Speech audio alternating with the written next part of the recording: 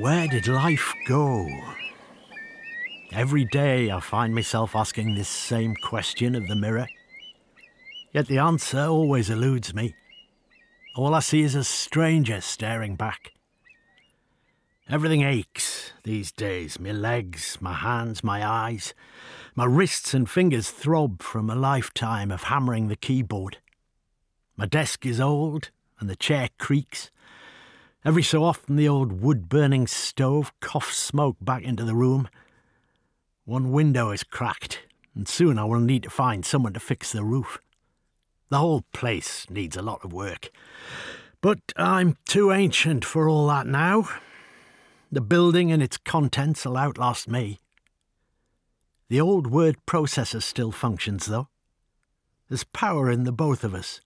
There is electricity. And while it's still there, I've something to share. I was a young man once, so young and green, and that can never change. Memory allows me to be so again.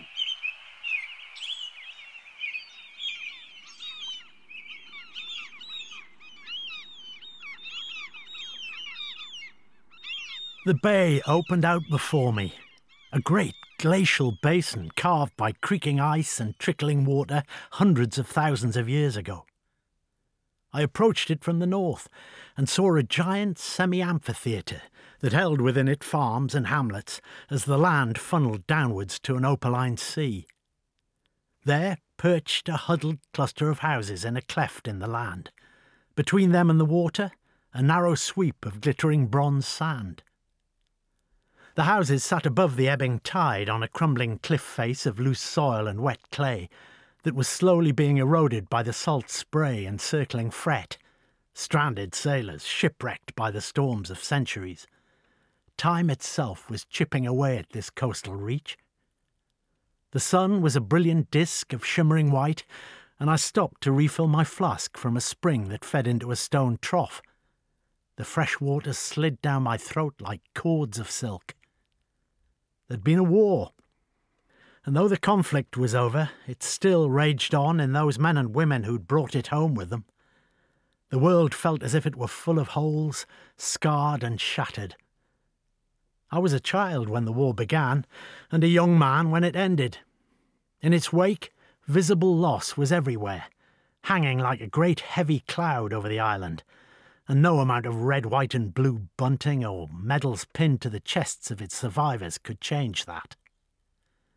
Yet it had awakened within me a sense of adventure, a wanderlust, to step beyond the end of the street to where the flagstones finally gave themselves to the fields, and industrial northern England stretched away beneath the first warm haze of a coming season of growth. I was 16, and free and hungry for food, as we all were, yet my appetite was for more than the merely edible. To those blessed with the gift of living, it seemed as if the present moment was an empty vessel waiting to be filled with experience. War had taught us that time was a limited resource, and to spend it wastefully was as great a sin as any. Life was out there, ready and waiting to be eaten in greedy gulps. I'd set out in spring, a pack on my back containing the bare essentials for a journey whose only aim was transience. A sleeping bag, a blanket and ground sheet, a change of clothes, 2 camping pans, my flask, penknife, fork, spoon and plate, a trowel for outdoor business, no map. I had no need for a razor either.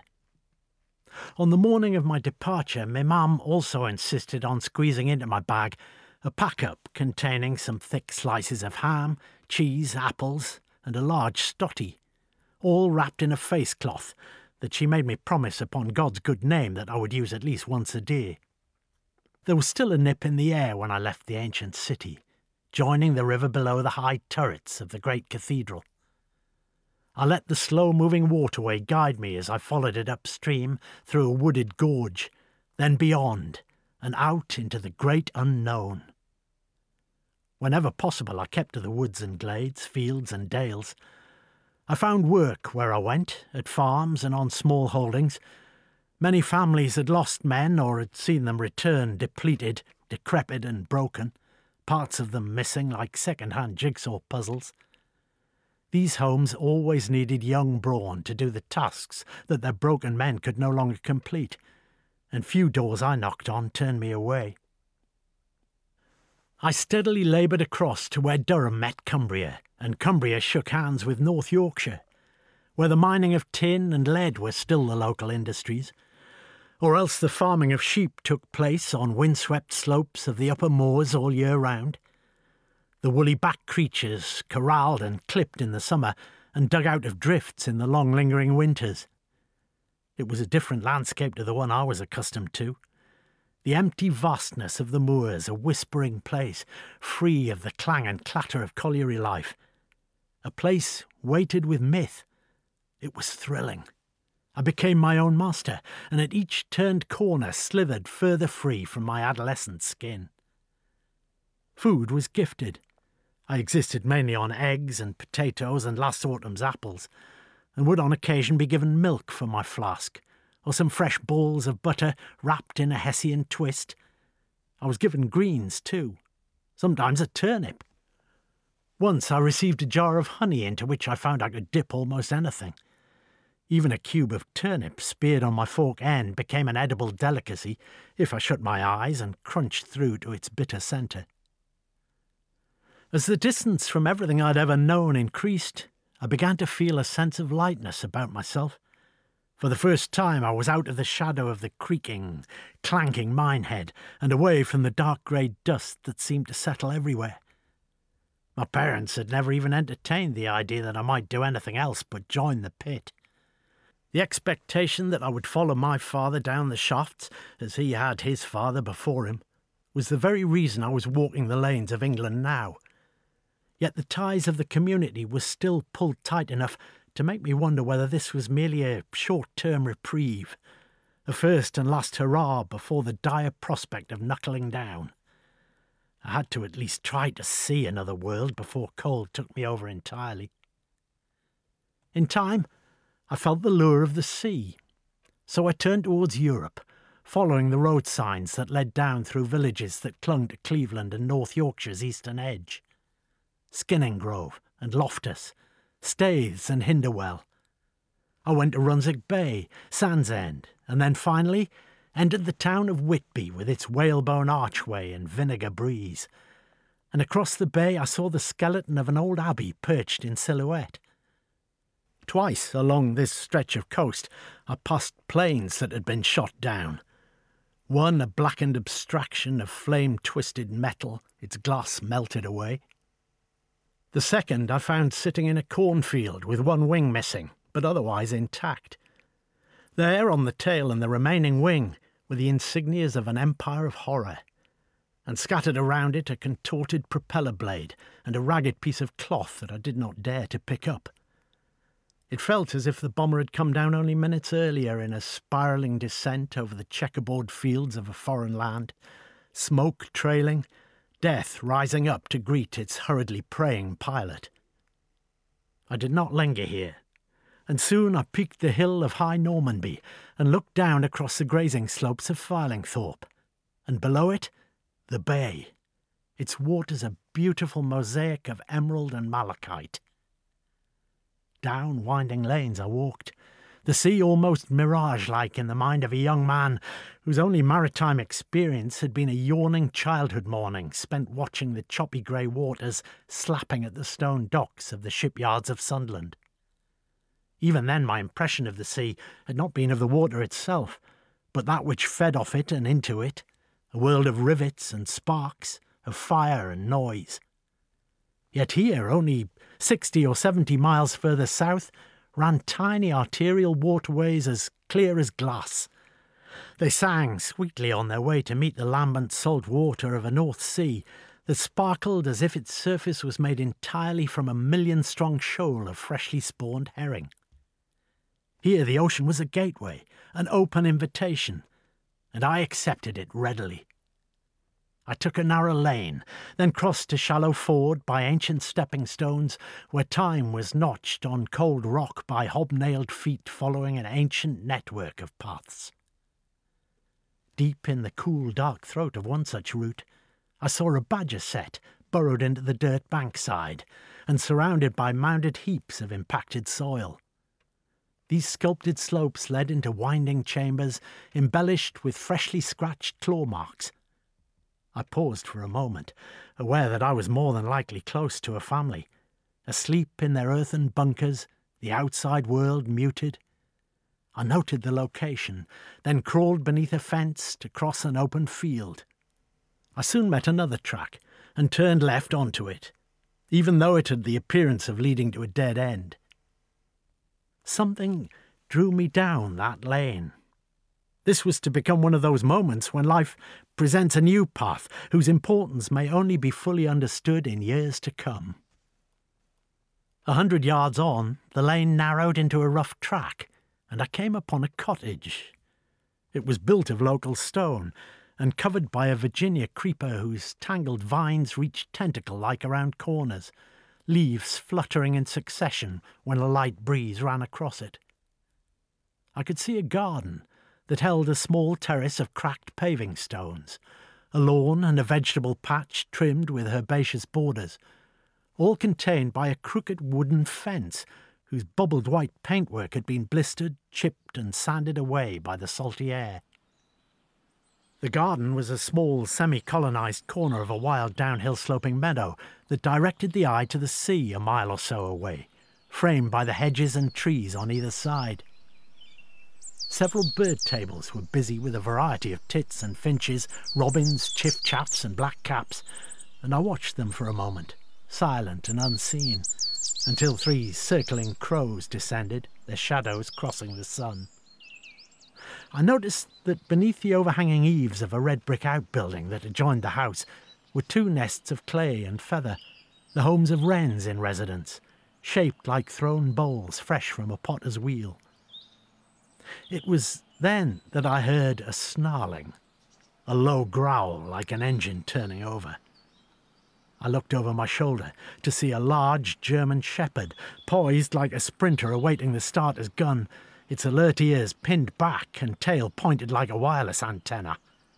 His seeking eyes were fixed on the prize, my wrist. I did not move. This brutish-looking hound stared, the wet flesh of his top lip peeling back to show his elongated incisors and the brilliant pink and black marbling of his gums and palate. He growled again, a low curdle, meaty thunder. "Butters?" said a voice, as a woman straightened to full length from the thick meadow scrub beyond the garden fence. She turned towards the dog and then to me. "Oh," she said, "there you are."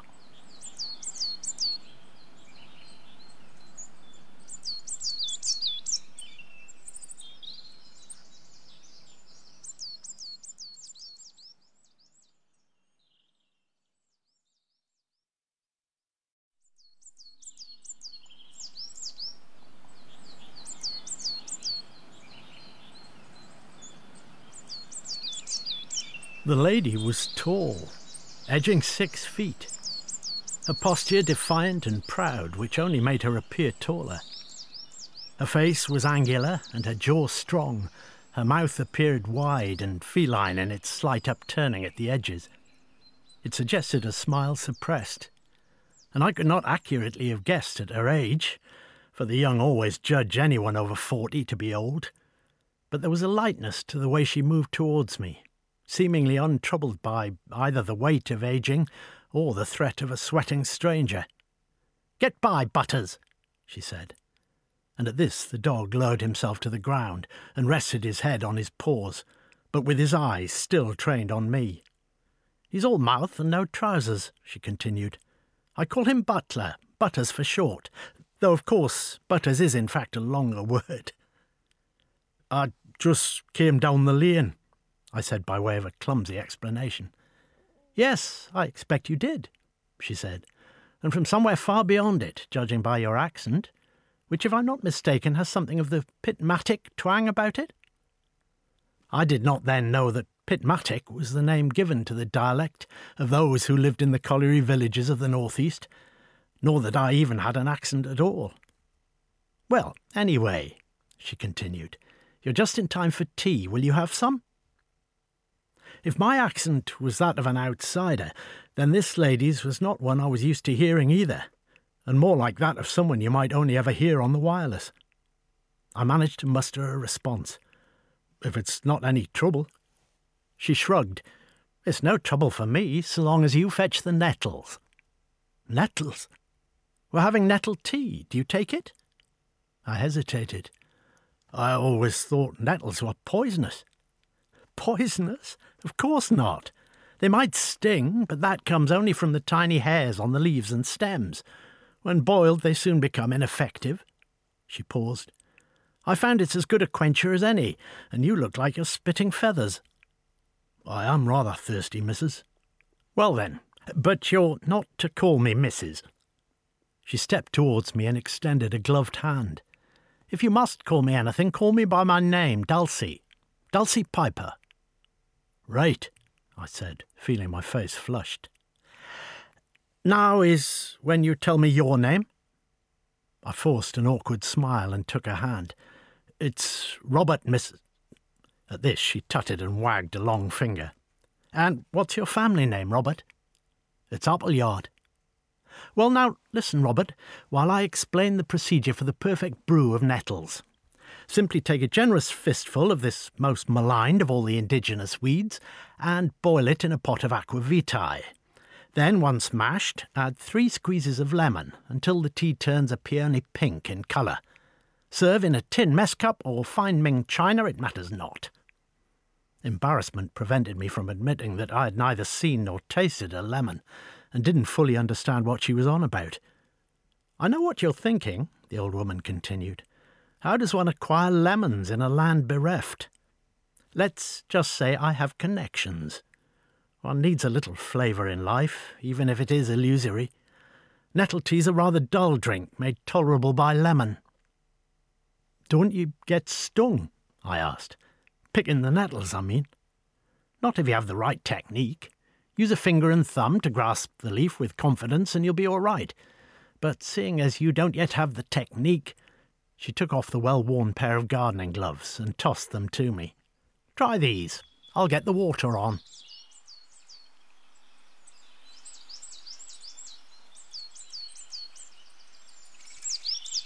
We drank our tea looking out into the meadow beyond. I got a better look at the garden, a small area in otherwise wild surroundings, the meadow encroaching on this landscaped space in which Dulcie had built a small rockery and installed beds that were just starting to show the first shoots of flowers. "Now then," she said, blowing on her cup, "a pot of tea for your story seems a fair trade. On your way down bay, as the locals say, are you?" "Yes, I think so." In the distance, I could just make out the line of the North Sea, tantalisingly obscured from view behind a chaotic meadow of grosses and hawthorns, weeds and thicket. "They're a rum bunch down there," Dulcie nodded towards the sea. "Some are descended from smugglers. They've lived too long at sea. It sent them funny." She took a sip and sniffed the air. I merely stared blankly back at her. I saw a woman in odd flowing clothes that were either extremely old-fashioned or the height of modern fashion. I was unequipped to judge either way. Even the swirling colours of the scarf she wore and her billowing trousers seemed to be taken from a different palette. And some of the old sea dogs sup like fish. You should see them, bellies like ale barrels. It's a wonder they can see anything when the garden needs watering. When I realised what she meant, I blushed and then smiled. Still, no harm in them at all. No doubt some of them think I'm an ageing, ungodly slattern, or Satan himself, but they can go whistle. "Do you not believe in God, then?" She made a noise in response. "No. I'm of the opinion that religion is nothing but end of the pier hocus-pocus." Shocked by this confident and intimidating lady, I felt myself flailing. I was out of my conversational depth. She was quite unlike my mother or most older women I knew. I was used to a subdued and unquestioning reverence towards religion, especially from the elderly. "Are you a believer?" she asked. I thought about this for a moment. "Well, I went to a Church of England school." Dulcie smiled. You strike me as someone who's spent as much time looking out of the window as you did at the textbook page. I was probably looking at the pit where my dad works, and his dad before him. He's a miner. Digging out the dusky diamonds, as they say. What about you? Will you follow your forefathers underground? I don't know, I said. I thought I'd take a wander first. She laughed. Oh, I like that. That shows spirit. You should stay for tea. Proper tea, I mean.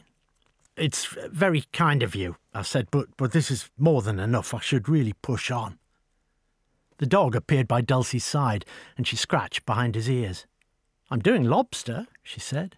Not that I'm attempting to keep you captive. Do you partake? I've not had lobster before, no. Dulcie looked mock aghast. Never? Me mum's not big on fish. Sensing, perhaps, that my restricted diet was as much down to economics as availability, Dulcie was discreet. Well, God knows this war's made us all tighten our belts, she said. We might have our freedom, but a tin of pilchard still seems like a luxury. It's those Germans, I said quietly. They should all rot for what they've done. You should see some of the men in the village. And that's just the ones that made it back. I'd slit the throat of any kraut me. It would be me duty as an Englishman. Dulcie studied me for a moment. I can understand your hatred completely, she said. But, Robert, you should not be bitter or angry about it. War is war. It's started by the few and fought by the many, and everybody loses in the end. There's no glory in bloodshed and bullet holes. I also happen to know that Germany's been left in a terrible state too. And always remember that most of those young men, boys, the same age as you are now, no doubt, didn't want to be there either. Don't hate the Germans. Many of them are just like you and me. I couldn't see how this could possibly be true. I'd grown from a boy to a young man, knowing few certainties in life. That the Germans were surely a monstrous breed was one of them. I just find that hard to believe. We're all just people, Robert. Some are brave and some are foolish, and almost all are scared. We're confused, lonely and flawed, but a fine, fresh lobster lifted from the briny depth is perfection, and I'm now going to insist that you stay on for an hour or so. Then after you've fed, you can sail to the fatherland with a dagger between your teeth if you so wish. Besides, Butler here is a German shepherd, and he's the most loyal friend an old sturgeon like me could wish for. I must have a thing for Teutons. At this, the dog stepped forward and sniffed at my knuckles. I patted his warm, noble head. Thank you, I said. Thank you. I will stay for tea. You can thank me, said Dulcie, by fetching a good clump of garlic from down the meadow. She stood and straightened her sun hat. Butters will show you where to find it.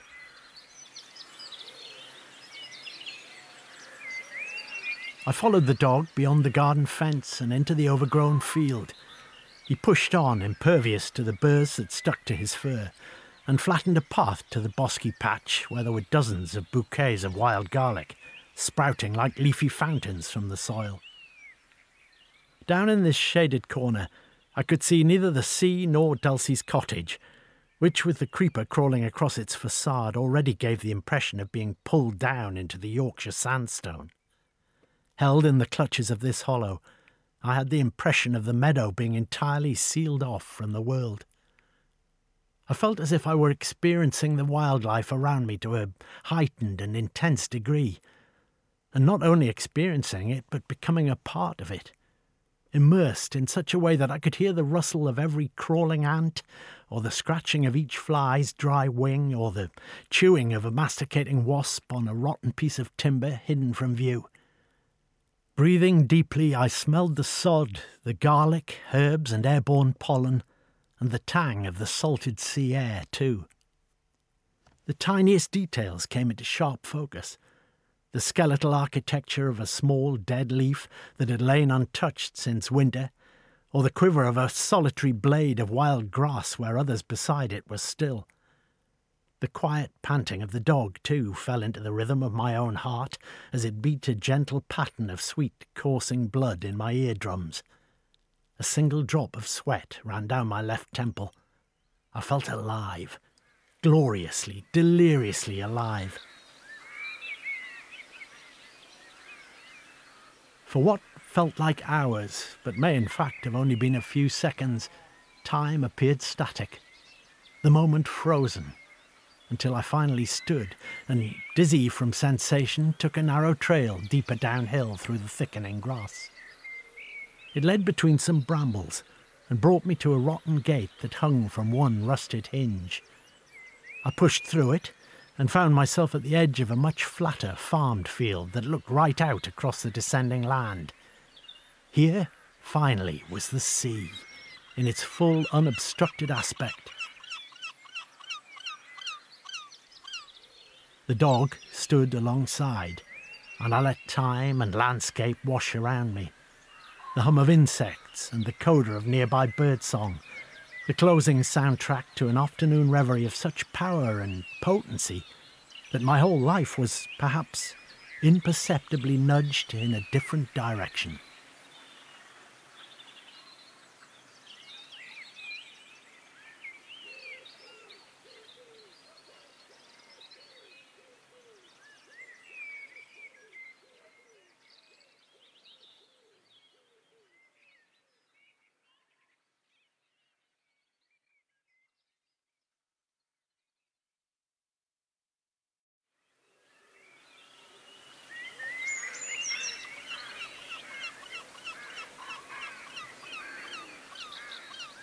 Walking back from the field, I saw, tucked away in the top corner of the meadow, adjacent to Dulcie's house and secreted beneath an overhang of branches, a sunken structure, which, like the cottage, gave the impression of being pulled under.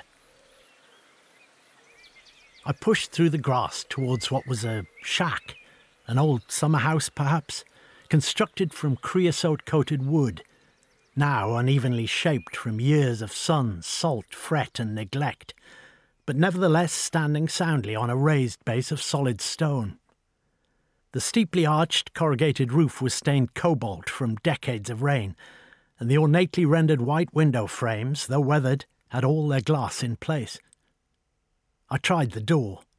It was held shut by the encroachment of wildlife from the meadow. I attempted to shoulder it open, but the warped wood had jammed it in the frame.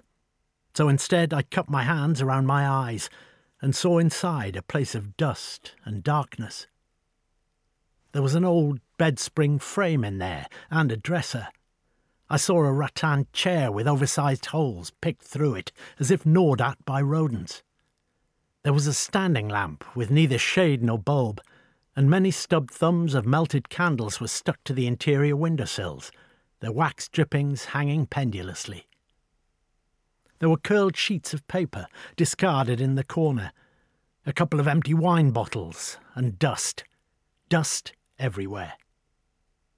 Dulcie called me then, and Butler, the dog, appeared a moment later by my side to guide me back to the house, like a discreet but attentive valet. Mindful of disturbing an established hierarchy, I let him lead the way. Dulcie was gesturing from the kitchen window, a veil of steam billowing up from the pot, noisily roiling away behind her. She pushed the window open wider. "Come in and look at these beautiful beasts," she said. I walked around to the side door and stepped into the kitchen. It was small, like the galley of a ship, with pots and pans hanging everywhere, and was dominated by an old scorched range. From the ceiling hung a paraffin lamp on which Dulcie, a good 3 inches taller than me, almost certainly must have hit her head with regularity. "Have you been down to the beer and back already?" I asked. "Sorry, I mean down beer." "Not likely. Barton brings them up, twice a week. He leaves a couple in the water trough out on the lane. Fish, too. Haddock, plaice, skate, whatever the catch can spare. I live off the stuff. Puts pep in your step. Good for the brain, too. Look." I bent over the boiling pot and saw 2 lobsters, like craggy creatures lifted from prehistoric times, turning a darkening umber colour in the bubbling pan. "They're huge," I said. "Actually, they're small, but the smaller ones have the sweeter meat. The bigger ones are older and don't always taste as pure. Their flesh has turned cynical. Dulcie crouched and opened the range door and threw in 2 logs, which she prodded into place with a poker, then closed it again. "Who's Barton?" I asked. "A fisherman. He lives up the hill. Nice chap. He gives the impression of being taciturn, but I think he's just more at ease on the water than he is on land. Now, garlic?" Dulcie put out her hand, and I passed the garlic to her. She quickly trimmed away the leaves and sliced the roots down to the bare bulbs. These she skinned and diced, and then she placed a small pan on the hob. "Does he bring you the logs too?" "Heavens, no." She nodded out across the back garden to where I noticed for the first time a sawhorse and chopping block. "It keeps me trimble," she said. "Trim and nimble. They always say logs warm you up 3 times, chopping them, carrying them and burning them." From her pantry in the corner she brought out an enormous butter dish, from which she cut a knob the size of a small bar of soap and dropped it into the pan. That piece alone constituted more than the 2 ounces per week that I knew the rationing book allowed. "We'll have white. Can you get me a bottle?" Dulcie nodded towards the pantry. It was cool in there. I saw stacked in a rack at least 2, maybe 3 dozen bottles of wine. There were other bottles too, containing spirits I'd never tasted. Whiskey, cognac, gin, plus cherry brandy and ones labelled with words I'd never seen. Grappa, schnapps, metaxa. From floor to ceiling the shelves were packed with tins of meat and fish and beans and soup, bags of flour, sugar and rice, and packets of biscuits and bars of chocolate. There were 2 large dried sausages and jars of preserves. Some of the labels appeared to be in German.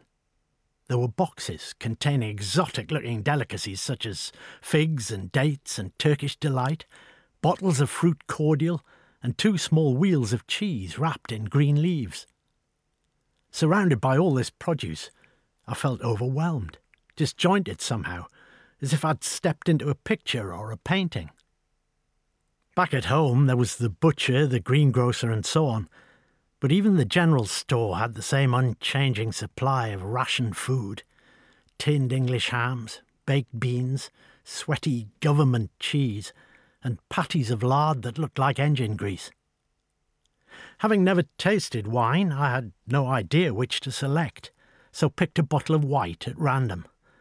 I passed the bottle to Dulcie, and she glanced at the label as she stirred the liquefying butter and scraped the garlic in. "Good choice. Will you open it? The corkscrew's in the drawer." I found the implement and fumbled with it. Wedging it between my knees, I managed to uncork my first bottle of wine without breaking the cork or spilling it down myself. Dulcie took it from me, splashed a dash into the butter, and then took a larger swig directly from the bottle. She smacked her lips. "You know, Robert, I've got so used to dining with just butler watching that I've forgotten my manners. Forgive me. Glasses too, please." She poured the wine, and then we clinked drinks. I took a large mouthful and swallowed it down quickly. There was a sharpness, followed by a warm sensation that spread through my gullet and deep down into my stomach. It was the first liquid I'd tasted that appeared dry, though the feeling was not completely disagreeable. I took another swig and felt the wine in my veins as a pleasant ache. Dulcie lifted the large pot and poured away the water. "These lobs are done," she said. With tongs she lifted them onto plates and passed them to me. "We'll eat al fresco." "Great," I said, not moving. "Lovely." "Outside?" "Oh, right." Dulcie followed me with a small bowl of the garlic butter and another containing the chopped leaves. There was a board with half a loaf on it already there. As I sat stiff and straight at the table, Dulcie passed me a nutcracker. "I'll show you how," she said, pushing up her sleeves. She took a claw and twisted it away from the body of the lobster, which was now deep burnt orange in colour, steam plumes rising from the fissures where its limbs joined its body. She then gently but deftly pulled back the smaller jaw of the pincer until it broke away, revealing a crescent of pure white flesh. She dipped this twice in the garlic butter and then tipped it to her mouth, pulling the meat from the shell. Then she folded a piece of bread into her mouth and ate it, chewing noisily and making a sound of satisfaction. Food of the gods, she said through a mouthful. Dig in, Robert. I followed her lead and managed to extract the warm flesh from the lobster. I dipped it into the melted butter that was the colour of egg yolk and just as creamy, then held the piece of lobster in my mouth. I didn't even have to chew. It collapsed into a soft paste with only the faintest hint of the sea behind it. Never had I tasted anything fresher. The kippers that my mam reluctantly fried for my dad on a Friday night were old, leathery things in comparison, like the inner sole of a pitman's boot, the scent of the smokehouse lingering all weekend long. "The wine," she said. "You haven't touched your wine." I took another sip and let it wash around my mouth. It was still too tart for my liking, but the salted aftertaste of the butter seemed to take the sharp edge off it. We ate more bread and garlic butter and finished off a rough salad. "So," said Dulcie, "you're here to see the sea?" "Yes, back at home the sea turns grey with coal dust, but down here it's different and the sand looks much cleaner too." My father had taken me to the shipyards of Sunderland on a rare day out, 15 miles and 2 long hours by a bus whose upper deck swirled with the blue smoke of players and capstans. We'd pulled crabs from the drab water of the harbour using string lines baited with fatty knuckles of ham saved from the butcher's drain. The smell of petroleum and the crab's luminescent green shells had been enough to put us off eating them, and we tipped the bucketful back into the oily water. Now, only 60 or 70 miles further south down a coast which I'd wandered for many weeks, the shipyards and coke-blackened waters of Wearmouth felt far behind me. Dulcie poured more wine, and we sat in silence.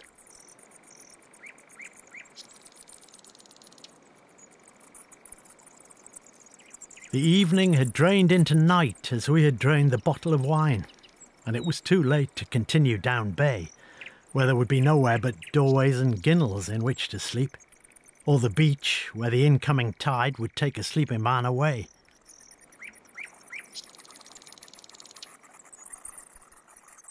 Night settled upon the meadow, like a trawler's net sinking slowly to the deeper waters, the sun fading as the gloom enfolded everything within it.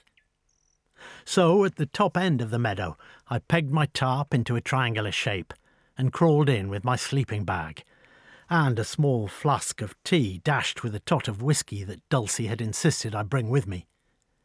She'd also offered butler's services as a night watchman, but I'd declined. I didn't fear the dark. In fact, I relished it. It was a clear, crisp night, and it had cooled considerably as I lay watching the sky run the gamut of blues.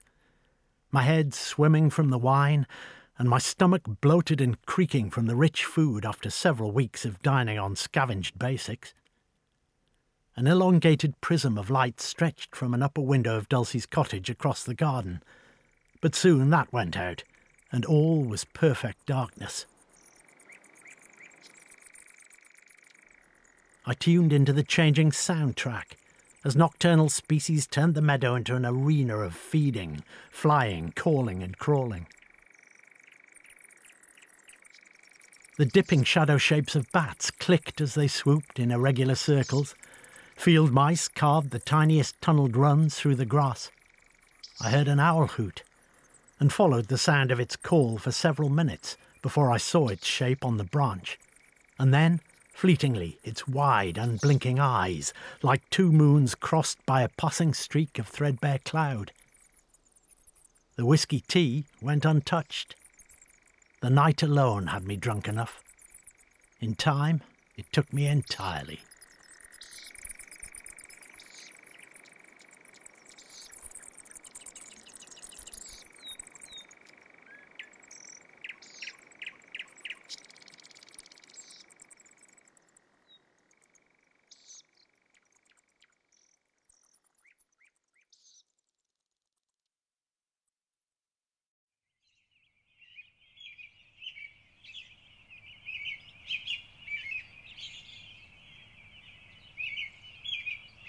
When I awoke, Butler was standing at the entrance to my improvised bivouac.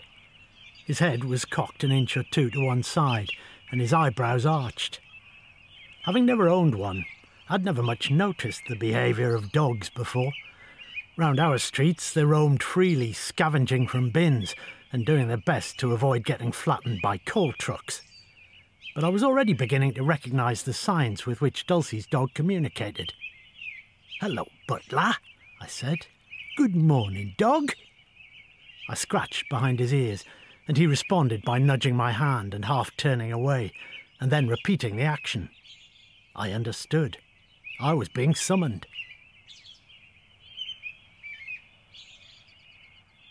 Though the morning air had a cool edge to it, the outside table was already laid with the remains of yesterday's loaf, plus pots of jam, honey and butter, and more nettle tea turning pink in the pot. Dulcie sat with a hardback book obscuring her face. "Good morning," I said. She lowered the book. "And how did you sleep?" "Well," I said, "very heavily." Dulcie poured my tea, and I joined her at the table, where we ate and drank in silence, occasionally swatting away the wasps that had begun to pay visits to the jam pot. "I had a look at that shed yesterday," I said, when we'd finished. "The one out in the meadow there?" She said nothing, but stood and started stacking the cups and teapot onto a tray. "It's in a bit of a state," I said, "but structurally it still seems sound." She frowned. "Well, I've no use for it now." "There must be something I can do about the place before I go," I said. "How about I tackle some of them weeds? It'll only take me a couple of hours to hack 'em back, and then I'll be on my way. I've not eaten so well in weeks, and every other meal has been payment for work." "A good meal isn't payment," said Dulcie, tipping the crusts and crumbs under the table for Butler. "It's a God-given right for all men and women. But if it makes you feel worthy, you can spend an hour with the scythe for all the use it'll do. There are tools in the lean-to round the side of the house. You'll find what you need." She turned and took the tray into the kitchen. The sickle was as blunt as a fish knife, but in the lean-to I found a sharpening stone, which I used to strike a smooth edge back to the half-circle of steel. Swinging the blade as hard as I could, I worked my way along the line of the fence. Within minutes I was sweating. Stooping low and then lifting the tool above my head was putting a strain on my back, so I returned to the lean-to and rooted around. Right at the back there was a pair of long-handled shears, so old that the pivoted fulcrum had rusted into place. I looked for oil but couldn't find any. I walked round to the side door and tentatively knocked. When there was no answer, I pushed the door ajar and called for Dulcie. Her head peered round the top of the stairway. "Yes, what is it?" "Sorry," I said, suddenly feeling like an intruder. I just wondered if you had any oil. I need some for the tools." "Only cooking oil? That should do it. There's plenty in the pantry. Help yourself." She disappeared again.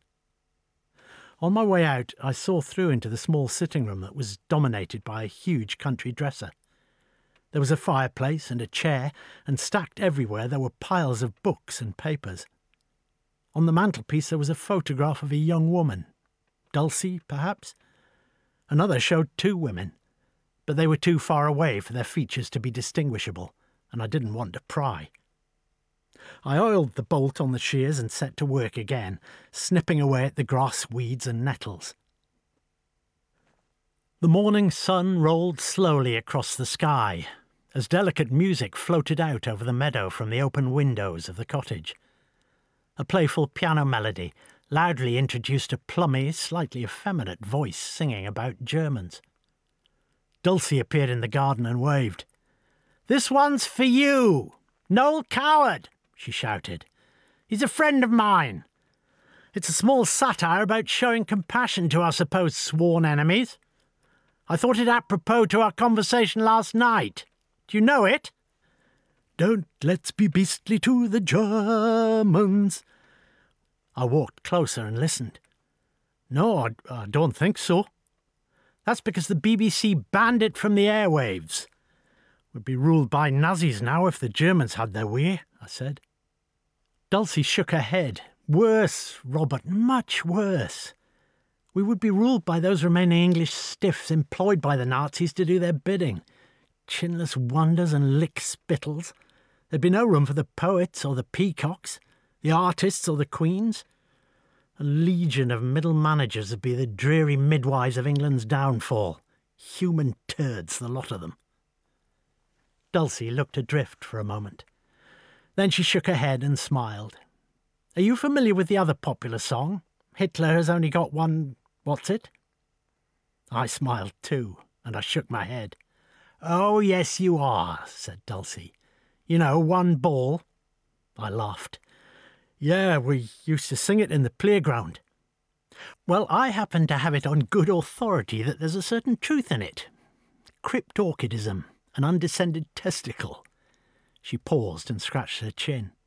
On the right side, I believe. But how could you possibly know that? I was told by a very credible, highly trusted source, and that's all I can say on the matter. She leaned forward and tapped her nose. The walls have ears. Now, how are you getting on with the jungle? It's going to take a little longer than I expected. I thought I'd just finish the fence line and then trim back some of the scrub down at the bottom so that you can see the sea again. Why would I want to do that? She said. Don't you want to enjoy the full view? She frowned. Not especially. I've no great love for the sea these days. Yet you live so close to it. Let's just say we had a falling out and leave it at that. But how can you fall out with the sea? Because you just can, she said more sternly than I expected. We fell silent. Look, I refuse to be at the mercy of the sea's changing whims, Robert. That's all. I just won't do it.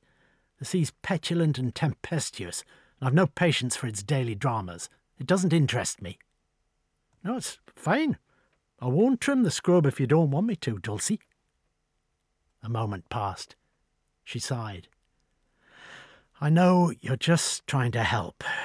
Forgive me, Robert. It's just that the sea has done me few favours over time. You shouldn't let my cynicism sour your experience, though. I decided not to press the issue. I was thinking of taking a quick walk before I finish up, I said. Do you think Butler would like to come? Why don't you ask him? Dulcie turned. Butters, would you like to go for a walk? At this, the dog's ears pricked up and tilted. He gave a small whine of anticipation, and his tongue lolled. I'd say that's a yes, wouldn't you?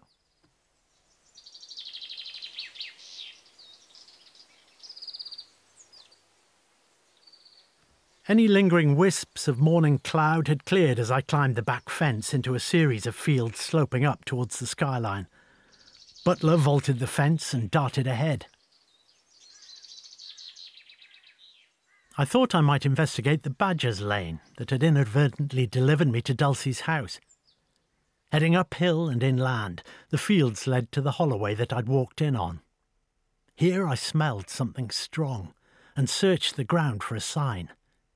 There it was, a pocked patch of holes where the soil was at its softest, and in each was a stool, the colour of anthracite, with a sheen as if preserved beneath a shining lacquer.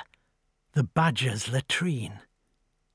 Behind it, an impenetrable nettle patch provided good cover for the badger's set. I stooped to the entrance of one of the holes and looked down into the cool portal that wound away beneath a tangle of overhanging roots, a helter-skelter slide down into another world. Badgers were nearby, docile and dormant. I could feel their presence, as they no doubt could sense the proximity of an impostor, crossing the single beam of light that penetrated their ancient anti-bunkers. I inhaled the smell of damp soil, of unseen England.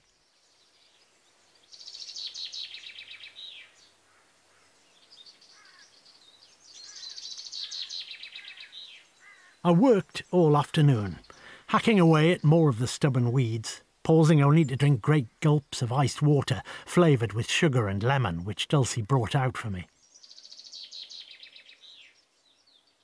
High afternoon became low skulking evening. The dull strain of exertion ached in my back, shoulders and neck.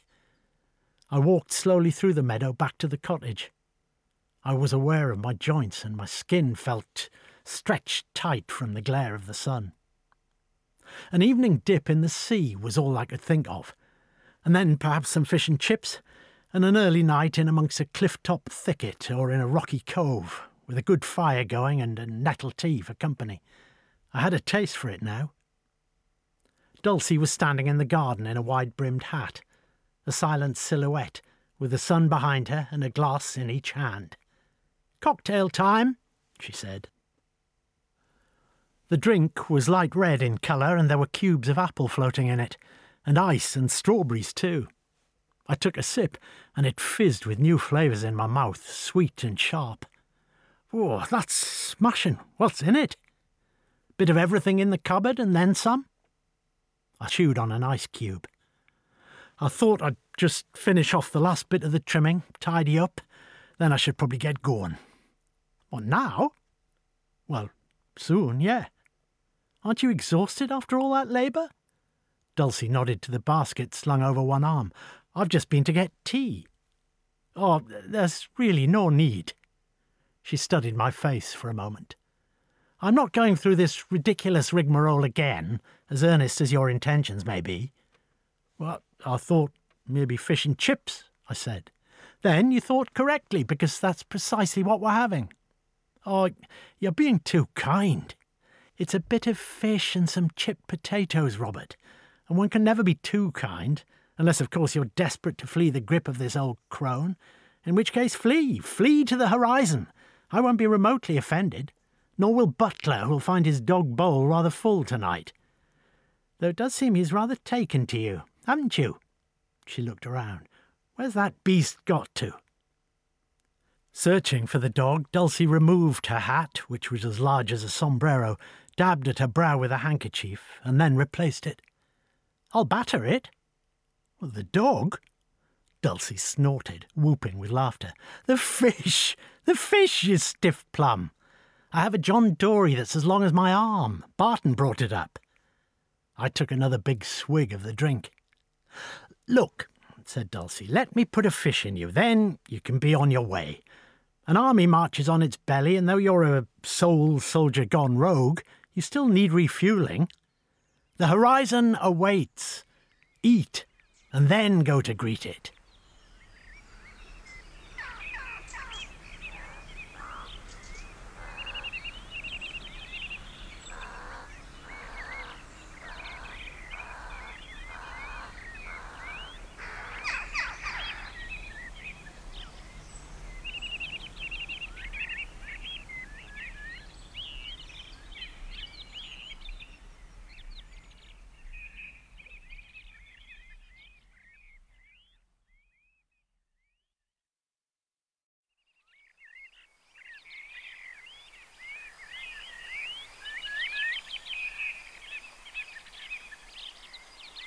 "Remind me how old you are again, Robert?" Between us, Dulcie and I had drunk another cocktail and the better part of another bottle of white wine. "I'm 16, I said. Dulcie's eyes widened. "I knew you were young, but 16? She emptied the last of the wine into her glass, then took a drink. "Do you have any inclination as to what you might do with your life, beyond this Homeric voyage?" "I'm not entirely sure," I shrugged. "I expect me dad'll try to set us on soon enough, what with his father and his father's father gone down the pit. Have you considered higher education?" "What, like university?" "Exactly like university." I scratched the dog behind his ears and took more wine. "People like me don't go to places like that." "What do you mean by people like me?" "Cool folk." "But you've got a working organ in your brain pan, haven't you?" she said. "That's all you need." I smiled. "And the rest. You need the right clothes and the right way of talking, for starters." Dulcie tutted. "Complete nonsense. All you need is an appetite to learn, and if it matches your appetite for food, I imagine there's no shortage. How did you get on with school?" "I'd rather have been outside." And do you read much? Sometimes, I replied. We've not many books in our house. My dear boy, luckily for you, you've pitched up at the right place. Here, wait a minute. I'll see what I can find. Dulcie stood and went into the house. She reappeared with an armful of books and tipped them onto the table. You've heard of Chatterley, I expect? Yes, I said, and then, realising that there was no point pretending, I said more quietly, no. Well, you really must read Lawrence. In fact, I shall keep you hostage until you do. I think a young man like you with blood in his veins might take to him, though you'd be hard pushed to get an unexpurgated copy like mine. She held a book out to me. I read the spine, Lady Chatterley's Lover. It's as rare as rocking horse dung, that edition, thoroughly banned. I opened the book. In blue ink it was inscribed to Dulcie. She rifled through the other books. Now, what else? Well, Whitman, Leaves of Grass, of course, for an American perspective. There's Shelley, John Clare, and I can't give you works entirely by men, can I?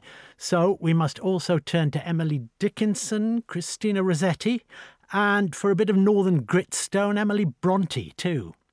The Heathcliff story is worth a dabble, though it needs a good editor. She pushed a small pile towards me. Have what you want. Thank you. I'll look after them. Take them, said Dulcie. It's good to have a purgation. It was a close evening, and the sky was starting to moil. Clouds clustered and tumbled, eating themselves. The warmth of earlier had grown into a damp, cloying heat. I stood and stepped up onto my chair to get a better view of the sea, where a foreshadowing curtain was being drawn across the water. Between the low scudding rain clouds and the sea, there was a mottled movement, a shifting shape like a swarm of insects, but which was, in fact, columns of sea-borne rain, coalescing and then separating again, as they blew in on the cooler winds of the northern continent. It was as if the sea itself were being sucked up skywards. They call it the offing, said Dulcie quietly. She gestured down the meadow, that distant stretch of sea where sky and water merge. It's called the offing. I climbed down from my chair. I didn't know that. The sky rumbled, the dog's ears pricked up, tuned to the changing atmosphere. The first full drops of rain fell then. Dulcie said, Might as well uncork another bottle and watch the show.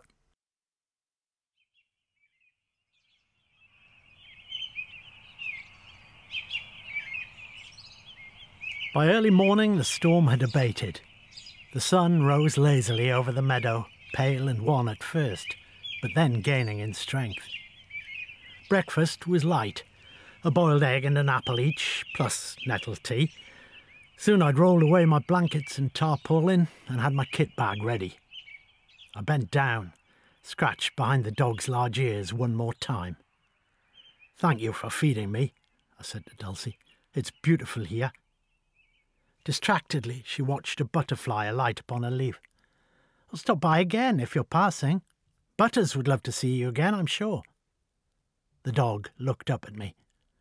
Oh, I nearly forgot. She went into the cottage and then returned with a small brown paper package. What is it? A dried sausage, or rather a string of them. German. They call them Landjäger. They keep for months. Cast your preconceptions aside and enjoy something to nibble on. I thought it might change your mind about our Teutonic cousins. Where did you get them from? Dulcie didn't reply. Instead, she simply said, Goodbye, Robert, and walked into the house. I was left standing in a silence that seemed to hang heavy with things unsaid, and was perhaps beneath it all tinged with the faintest streak of regret. The dog followed me to the end of the lane, and then he too turned back.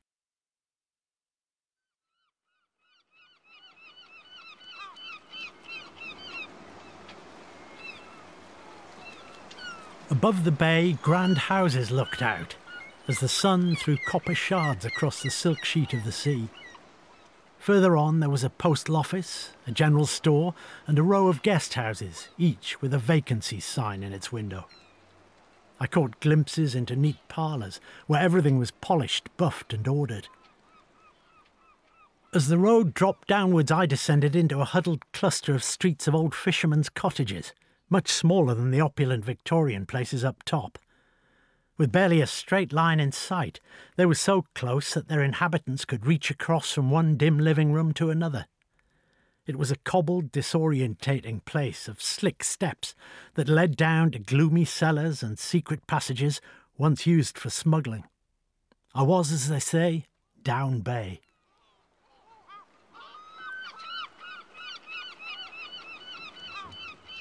I counted 3 snug pubs before the road ended abruptly at a stone slipway from which the fishing boats were launched daily and then hauled back up upon their return. On the beach below, the tide had deposited large tangled banks of seaweed, gluey and bubbling. Limpets and barnacles clung decoratively to the wet rocks. Fleshy red anemones, too. So beautiful when submerged and in full bloom, but deflated and melancholy-looking gelatinous blobs when stranded at low tide. The sea was an hourglass, tipped and then tipped again with each turning tide. Overhead a gull shrieked a greeting. I stripped to my shorts and ran down to the water, hurling myself into the sea to cool my skin and finally enjoy the first fully submerged wash in weeks. The seabed was a jagged morass of pebbles and smashed shells swirling round my ankles. The water made my bones feel forged, indestructible, and as the brown brine turned to a fizzing foam, a large wave took me by surprise. Though I turned my back to it at the last moment, it walloped my neck, defiantly slapped my face, filled one ear to deafness, and sent me stumbling into the icy squall. I pushed off and let the North Sea take my weight, my feet kicking a dark void as I swam out, each wave rising through me, lifting me up, the force of the moon exerting itself as the land disappeared from view between each undulation, everything on it obscured. I felt deliriously alive.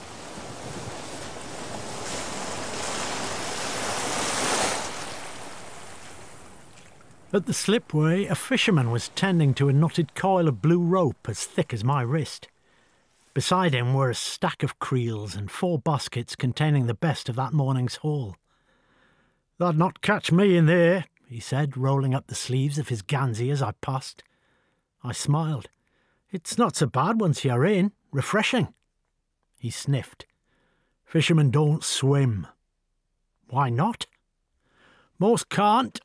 Still, there's worse days for it, I suppose." He stooped and lifted from his basket 6 mackerel. "Here you are for the old dear." For Dulcie." For a moment I was confused as to how he knew who I was. "You are the lad that's been stopping up there?" "Aye, but, well, you'll save me the bother if you can fetch them back with you." He pointed to the pots at his feet. "I said I'd send something her way, but I've got errands to run and these creels to fix." "You must be Mr. Barton," I said. He nodded. "Aye. Your lobster was smashing." "Give it a month, when they've fattened up and we're in full season, then you'll know what smashing is." "That's what Dulcie said, but I'll be long gone by then."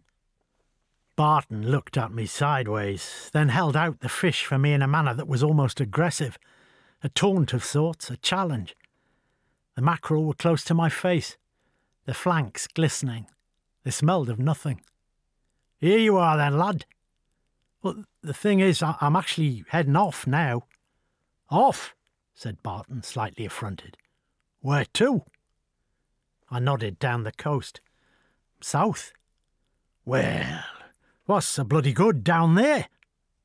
"I don't know. I thought I'd find out." The fish were still held close to my face.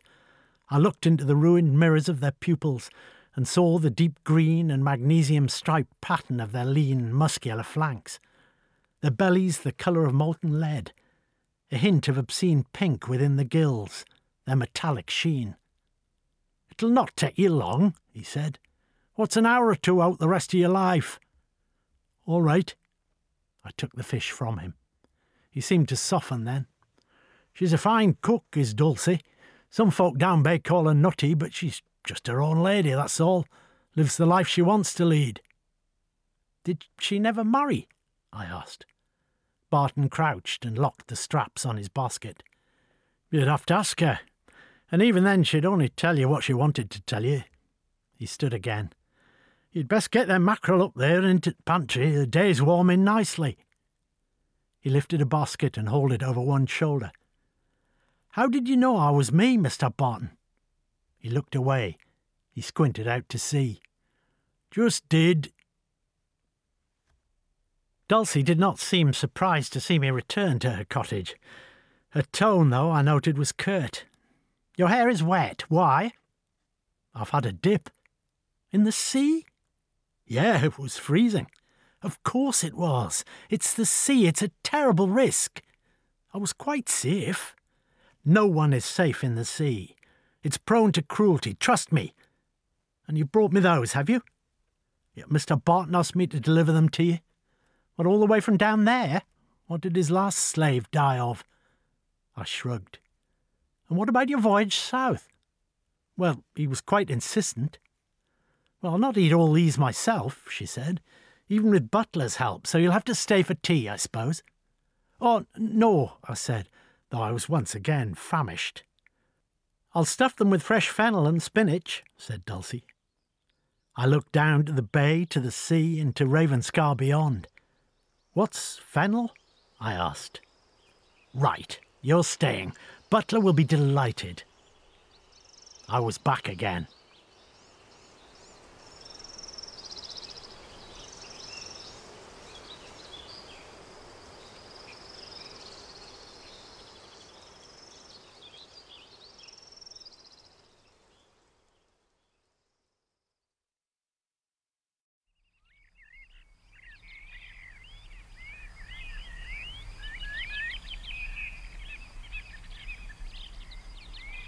We finished our supper of fresh mackerel, and Dulcie sat back, her hand on Butler's head. "Did you find somewhere to kip tonight?" she asked. "Not yet." "We'll take the shack again, if you like. It's grubby, but I imagine it's better than bivvying out under canvas." "What was it used for originally?" I said. "The shack?" Dulcie fed some bread to the dog. "It was a studio." "A studio? Are you an artist?" "Oh, no, not me." "A writer?" "No, I've not been stricken with that curse either." "It looks like it could do with patching up," I said. "A lick of paint?" "Did you build it?"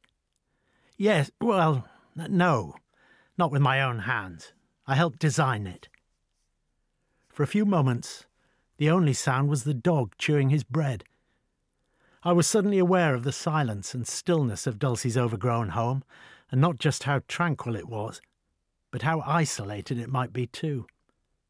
Only then did I feel the faintest glimmer of the loneliness that she perhaps experienced deep down inside. Before I knew it, I was blurting out a suggestion. "I could fix it up for you if you like." "Whatever for?" "Well, I just thought it needs protecting before the damp gets into it entirely." "Well, let the damp have it. The cottage is enough for me." "Even so," I said, "it's still a good cabin. It'll only take a day, 2 at the most. One to clean it out and undercoat it, the second for another layer." "Well, look, Robert, if you want to waste your time on it, I won't object. There's plenty of paint in the lean-to. Use that. Brushes too. Use what you can find." "And then, when it's done," I said, "you'll be on your way?" "Yes." Dulcie's crooked smile turned into a full beam as she raised her glass. "Then it looks like we have a deal."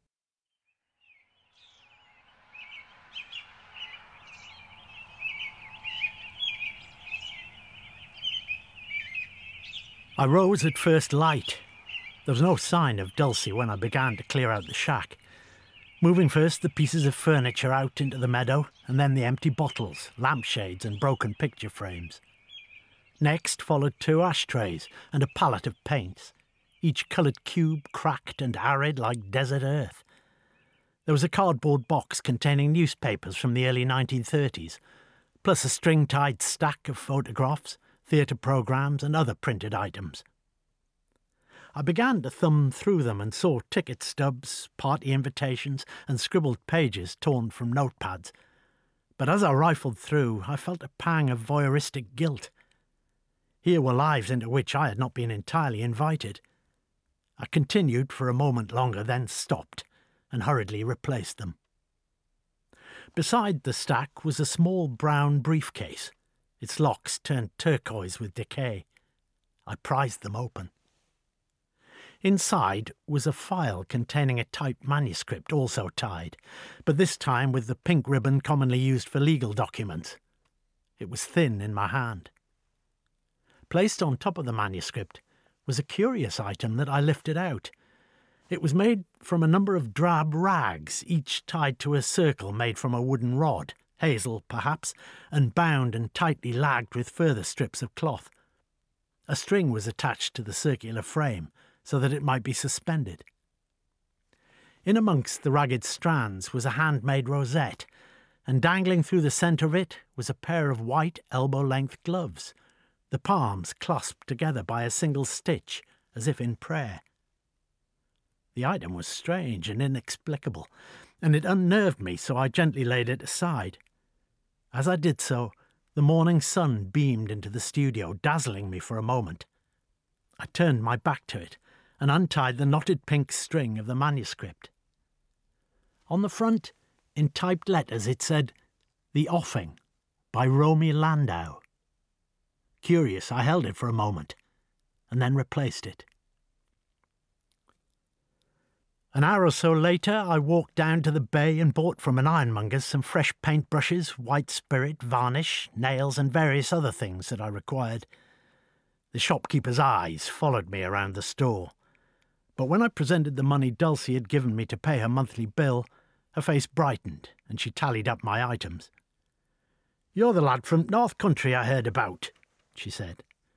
"Yes, I expect so." "Relative of Dulcie's, are you?" "No." Feeling slightly protective, I didn't care to elaborate until I knew the purpose of this woman's questioning. She looked at my supplies. "A handyman, then?" "I suppose so, in a way. Bit of company'll be nice for her. Must be lonely up on that hillside after everything she's been through." "Well, she has a dog," I said. She shook her head. "Scant consolation. Terrible, terrible business." "Yes," I said, before asking, "What was it that happened exactly?" "Well, that's Miss Piper's business," she said, passing me the bag. "She'll no doubt let you know if and when you need to know. Certainly not my place to start flapping me tongue to every passing tradesman." I could tell that the shopkeeper wanted to say more, or at least wanted me to inquire further so that she could take some small, sadistic pleasure in refusing me again. But instead I thanked her, then turned and left to slowly walk home. Though I was curious, I had no desire to be drawn into the complex web woven by people like that.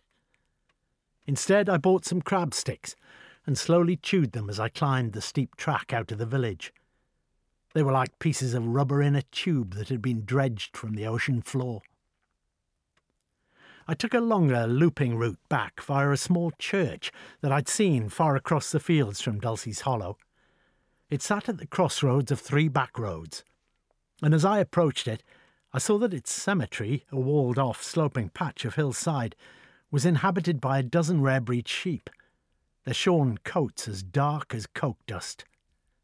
They raised their heads in unison for a moment, and then collectively continued to chew at the grass around the burial plots, as I climbed a stile to walk amongst the graves.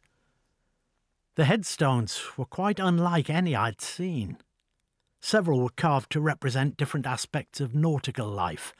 Knotted ropes, anchors, and leaping fish all featured, and the epitaphs told of lives lost to storms.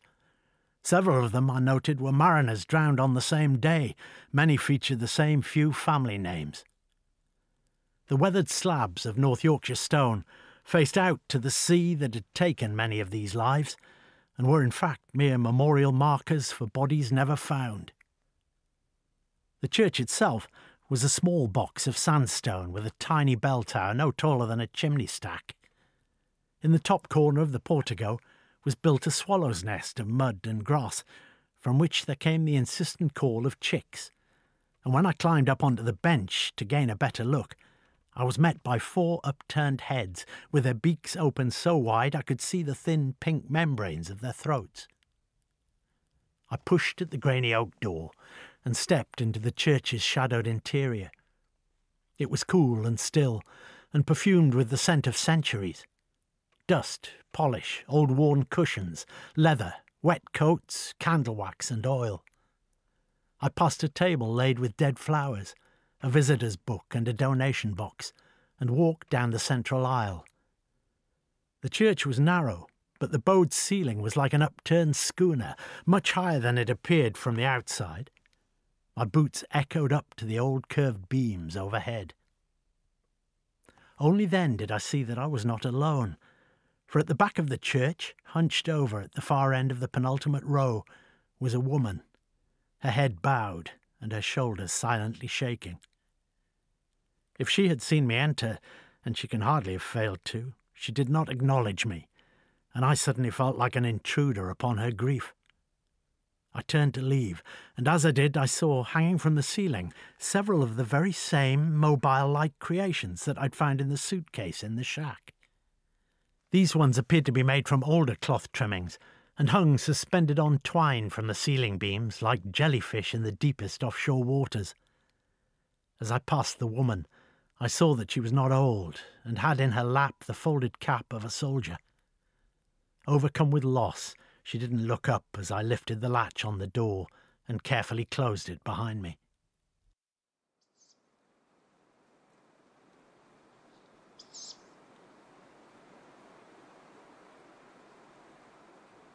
That night in the shack I was stirred awake by a truffling sound close by. Very slowly I sat upright and peered over the windowsill to see a badger not more than 10 feet away, rooting at the soft soil. It was large and grey, and had its back turned to me, stooped, in such a way that I thought of the war widow I'd seen weeping in the stillness of the evening. The big old badger's coat was coarse, and the creature so close I could gain a measure of its long claws as it scraped at the soil amongst the fronds of early summer bracken. It slowly ambled away, nose to the ground, oblivious to my rapt presence. Again, I felt a guilty sense of voyeurism, but immense luck, too, at being privy to this moonlit moment of solitude. The encounter left me exhilarated, wide awake, sleep now an impossibility. So I lit the lamp and lifted the manuscript that I'd found in the briefcase again.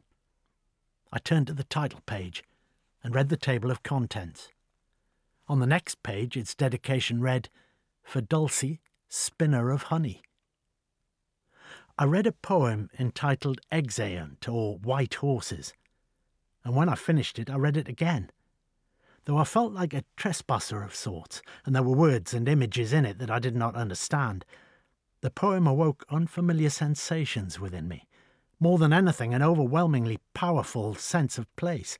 This place, in the here and now, as if the words had crept across the paper and fallen off the page to gather all around me like vines. The next poem was called Unmothering. I read that too. I read them all, and then, when I finished, I went back to the beginning and read them all again. There was still much that I did not understand, yet the lines were clear and brought to life a world I recognised. Here were images that I knew, of places that I'd recently experienced, and the choice of words was almost incantatory in its effect.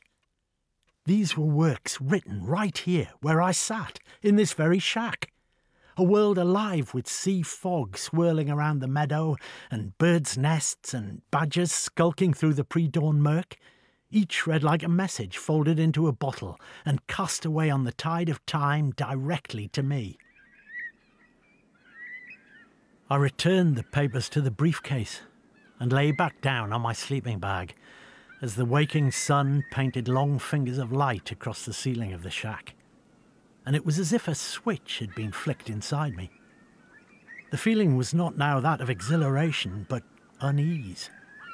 Whoever Romy Landau was, her work was both haunting and haunted, heavy with images of foreboding.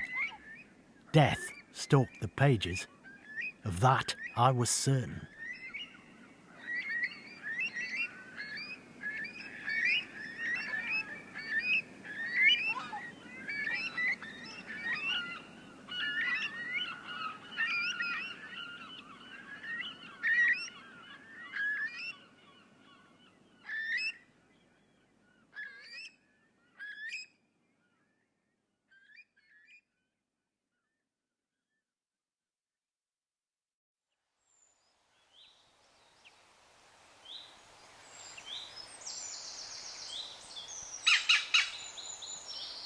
I worked on the shack all the next day.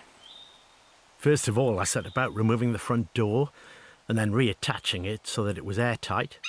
I replaced a window latch that had come loose and adjusted the taps in the tiny bathroom, which, aside from a pattern of mould that covered part of one wall, was otherwise fine. Late in the morning, Dulcie pushed through the long grass carrying a tray of sandwiches. "I'll leave these here for you." "Thank you," I said. "Do you want to see what I've done?" "Not especially. I trust your judgment, Robert." She seemed reluctant to enter the shack, whose contents were scattered about in the grass. She cast her eyes across them now. I bit into my sandwich and chewed a mouthful of egg and cress. "Well, I'll leave you to it," she said. "But I haven't shown you what I've found." "Found?" "Yes." I wiped my hands on my trousers and reached for the briefcase, then pulled out the manuscript of poems. I don't have my spectacles, I'm afraid," said Dulcie. "And I have a million things to do." She turned away. It's a collection of poems," I said. "Dedicated to you. It's called—" "I know," she said. "The Offing." She looked at me for a moment, and I saw for the first time something in her face I'd not yet seen. Something desperate contained behind a rigid facade. "And you've read some of it?" she asked, her voice strained. "A little," I lied. I hope you don't mind." "Why would I? It's not my work." "Still, would you like to see them?" I held the manuscript out. "See them, Robert? I practically lived them. I don't need to read them." "There was also this." I held up the item made for Bragg's. I wondered what it was. Dulcie didn't take it. Instead, she half-turned towards the meadows, towards the sea. "If you really must know, it's called A Maiden's Garland. It's symbolic." "What does it symbolise?" There was a long pause. "Purity. They're made for funerals. They're placed on the heads of those who are purported to have died chaste." "Chaste?" "Pure. Allegedly virginal. They're for those who've died before their time. Hamlet's poor Ophelia wore one when she was found in her watery grave, put there by her own volition. Here she's allowed her virgin krantz, her maiden struments. Krantz is another word for the garland." A silence fell upon us, and I was suddenly aware that the shack was a room built for one. Its dimensions encouraged a physical closeness that, in this moment, felt awkward. "Why do you have one, Dulcie?" "Because I do." I hesitated. "Is it anything to do with these poems?" She held her hand out. I passed her the file and the Maiden's Garland. "Everything," she said. "One has everything to do with the other." She opened the file and glanced at the first page and then flapped it shut again. I noticed that her eyes were wet. "Not once have I cried in front of anyone," she said. "Not once, even at the funeral, did I come close until now, that is." The file dangled in her hand. "Well, I suppose now is as good or as bad a time as any." "For what?" "For me to explain everything." I tried to speak. I tried to say something honest and wise and compassionate, but perhaps I was too young to fully possess any of these attributes. Instead, my face reddened. "You don't have to," I tried again. What I mean is—" "Too late," said Dulcie. "The floodgates are creaking under the strain. One thing, though." "Yes?" "We're going to need a gallon of tea, and I believe it's your turn. Finish your sandwiches first, then come up to the house."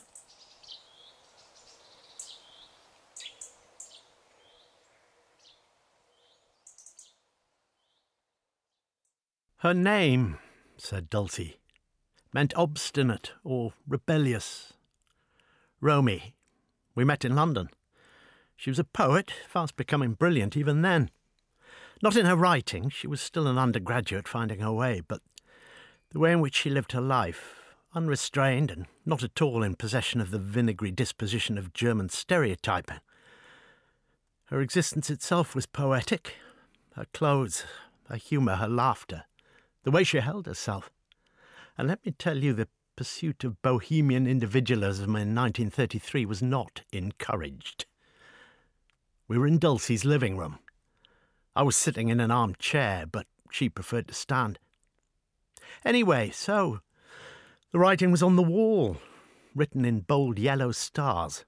A person of her nature couldn't be expected to stay in a country ruled by thugs and propped up by acolytes. So Romy packed her bags, wrote her way out, actually, a scholarship. She could have gone to Oxbridge, but claimed that she couldn't find it on the map, so plumped for our fair capital instead, which is where I met her. She was a magnet for many, but none felt the pull stronger than me. You and her, I said. She was a great deal younger than me, but then Romy was a great deal of everything to everyone. Faster, funnier, gayer, and with a rapier wit. She just had to find a way to express herself. And with some gentle steering from yours untruly, that outlet, it transpired, was poetry. What you have to understand, Robert, is that Romy's mind ran at 200 miles an hour all the time. But she would have these most awful mental and physical collapses, where she'd not be able to leave her room for days. Then she was a spent husk, an empty shell. Dulcie seemed to be searching her memory for the correct words. My father had kept this place as a bolt hole for eons, so we began to spend time here. I had the studio especially built for her, the perfect refuge. It was a place in which she would write, with a beautiful view of the meadow and down to the bay, clean air, fresh food, and in Romy's case, daily swims out there. Claimed it helped refresh her mind, and certainly it seemed to work wonders. In these moments she looked lit up. I nodded. Dulcie continued. And so she wrote the bulk of her first collection in this house, which I edited, and of course it went on to be a huge success. Romy was very much in demand, and we visited most of the major European cities, where she gave readings and charmed the press everywhere she went. Dulcie crossed the room and lifted a small framed picture from the wall. She passed it to me. It held a photograph of a young woman who was more beautiful than I'd imagined. Her chin was tilted slightly upwards in a challenging pose, and her skin appeared to glow. Her lips were slightly parted to show her teeth, and even though the picture was monochromatic, I could see that she had brilliant blue eyes that were at odds with the colour of her hair, which was worn quite short and as black as Whitby jet. She looks very nice, I said, too embarrassed to express my true feelings. Like someone famous, a film star. Dulcie took the picture from me and stole only the briefest of glances at it. What was our book called? I asked. The Emerald Chandelier, Dulcie said, returning the frame to the wall. So, back and forth we went from sea to city for engagements and readings. For a brief and brilliant moment she was the new literary darling, but all the while things were deteriorating back home. In London? No, in the motherland, or rather the fatherland, Germany, where her work was not in print. Nationalism was approaching fever pitch, and the tide had rapidly turned against all things Germanic here. Romy had barely drawn breath before she found herself rejected on both sides. Her readers retreated, the publishers fell silent. Her creative fire, once raging so ferociously, had been dampened by nationalistic fervour and ignorant twats. She was stymied. She sounds like a very talented person, I said. She was, said Dulcie. She was very special. She fell silent. In my naivety, it was only then that I realised that perhaps the maiden's garland had belonged to Romy, or been used to mark her passing. Dulcie's tears were not for a broken relationship, but a lost life, a tragedy unspoken. I can see that it must have been a nice place in which to work before it became overgrown, I said. Dulcie's face had darkened again. Perhaps it was, she said quietly. Perhaps. but impending war is difficult to ignore, and loss of one's nerve even more so. She looked around.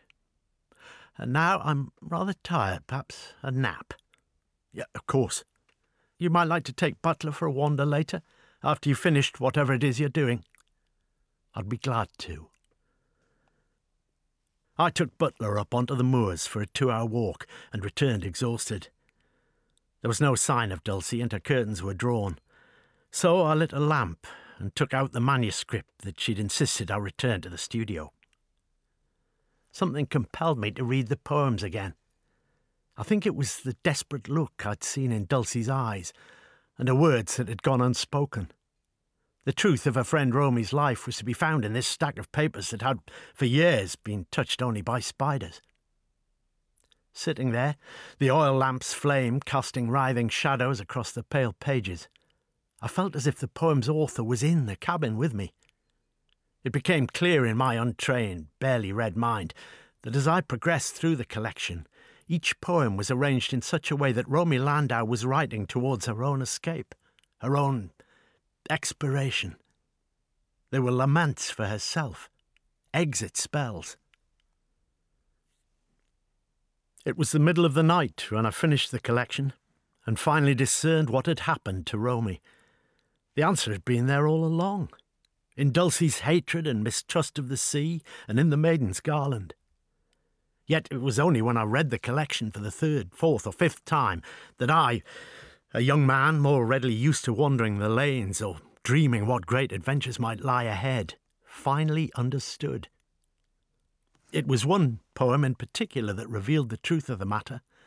The poem that now most commonly features in anthologies, has been read on radio and set to music, and even chiselled into a memorial stone that sits deep in the heart of a wood near the Germany-Austria border, but which, back then, was still just a poem secreted away from the world and read only by me, the humble son of a hard-working miner. Exeunt, or white horses. I leave this land and give myself to golden water. How deep, I wonder, do the sun's tresses trail? How far the reach of the wretched figure on the wretched beach? And what awaits she who rides white horses? Then slips to swaying darkness down coralline chains to fingerling roots and briny beds, where bestial wails chorus like carillon chimes, where all is rust and shadow and salt-stripped bone, a snuffed-out sun, a retreating shore, a perfect undertow taking her home. A perfect undertow taking her home. Romy Landau had drowned herself.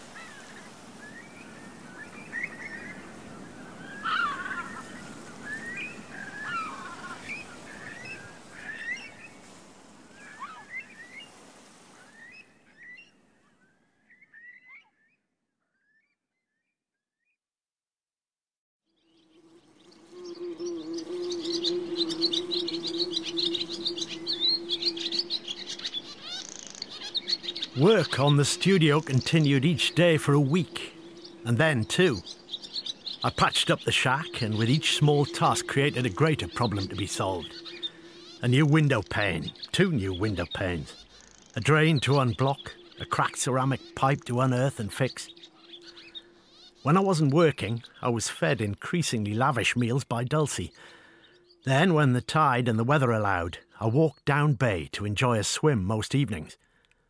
And each night, in the creaking shack in the meadow, I slowly read by lamplight the books that she'd given me, confused and bored by some, but inspired and energised by others. Full summer had arrived, and I felt my body changing. So lean and pale when I left my home, it was now filling out, seeking a new shape. Cords of narrow muscle ran through my arms, and the soft puppy flesh of waist and stomach was hardening from all the stretching and swimming. I felt different, stronger and more capable. It was a strength that seemed to come from within. I saw the world in a sharper focus too. The bay was becoming busier. I watched as each day the summer brought people, and the people brought buckets and spades and sandwiches wrapped in paper and hard-boiled eggs and warm bottles of pop. The rock pools became subjects of forensic examination for excitable barefoot boys from the industrial towns of Teesside and West Yorkshire, while mothers arranged packed lunches on blankets, dogs coughed up salt water, and irritable fathers slept beneath their handkerchiefs. Those who had made it back from the war, anyway. Everyone was glad to be alive, and no one said so. Just to feel the damp sand between their toes was enough. And there were girls, too, young ladies around my age, in bathing suits and headscarves, and in bloom. Each day I saw them scattered around the beach, some paddling in shallows in pairs, shrieking at the cold North Sea, others reclining to smoke cigarettes alone, with attitude. They occupied that no-man's land between adolescence and adulthood, where different masks are tried on for size. I was too stunned by their physical form and considered poised to do much about my infatuations, beyond attempting to offer a shy smile that often to my horror came out as an awkward grimace. A withering look from one could crush the soul and destroy a day, yet the suggestion of a smile might make me dizzy for hours afterwards. Something unfamiliar stirred within me. Young manhood, like a benevolent parasite, had taken residence and was slowly altering me from the inside, and I was merely a passive host as complex chemicals steered me through the summer. There was little I could do about it. A strange alchemy was underway. There would be no turning back. "Have you written to your mother?" Dulcie called to me one afternoon when I was attempting to sharpen the shears again. "Won't she be worried?" With a tinge of guilt, I realised that the thought hadn't crossed my mind. "I'm sure she's fine. She'll be dead busy. And I'm sure she won't sleep properly until she's at least had a scribbled line from you." "Do you think?" I frowned. "I have excellent stationery," said Dulcie. "You may use it." That night, by the light of the lamp, with the dog stretched out beside me on my blankets, I put aside my book and sat back to write a note to my mother. "Dear Mum, I hope you and Dad are both keeping well. I am writing to you from a shed in a meadow above a bay in Yorkshire. It is dry and warm, and I'm quite well. The shed belongs to a lady called Dulcie, who I've been doing some odd jobs for. She's taller than any man I've known, except perhaps Big Jack Barkley, though, unlike Big Jackie, she still has her front teeth and doesn't eat worms. She reminds me of a very long cat, and she's not like anyone from the village, or anywhere. The weather is beautiful here, as I hope it is there. I plan on coming home when the exam results are announced, though I can't quite remember when that is. So if I'm not back in time, perhaps you might send them on. I will forward an address if and when I have one. Warmest wishes, Robert. P.S. Dulcie has a dog called Butler, because he acts like one. He's sitting beside me now. He is the second new friend I've made this summer." One day soon afterwards, over a lunch of sorrel omelettes with salad, Dulcie asked, "Have you read The White Horses one, then?"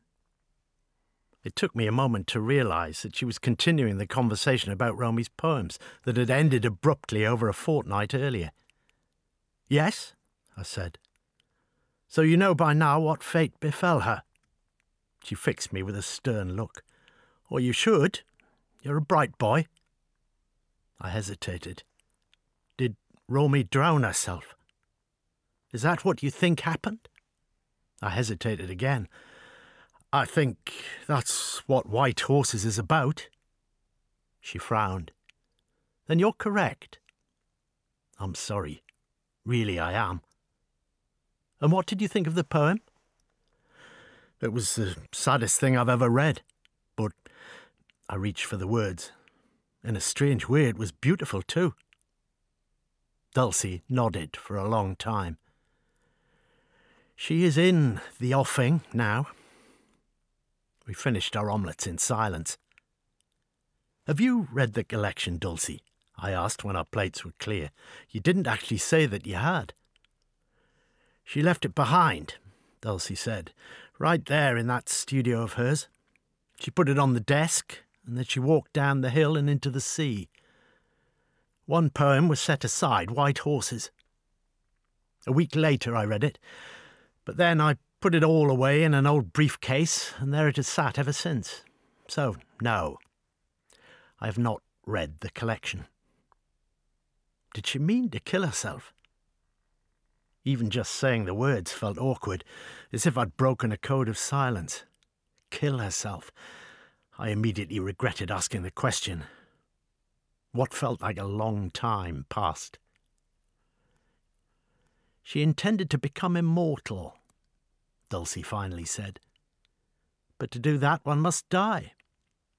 And to die like that, one must walk away from all that one knows and loves. So, White Horses was Romy's last goodbye before she drowned herself. As I said, you're a bright boy. I swatted a fly away that was repeatedly trying to land on my arm. Did she leave a note? She shook her head. Nope. Or if she did, it was well hidden.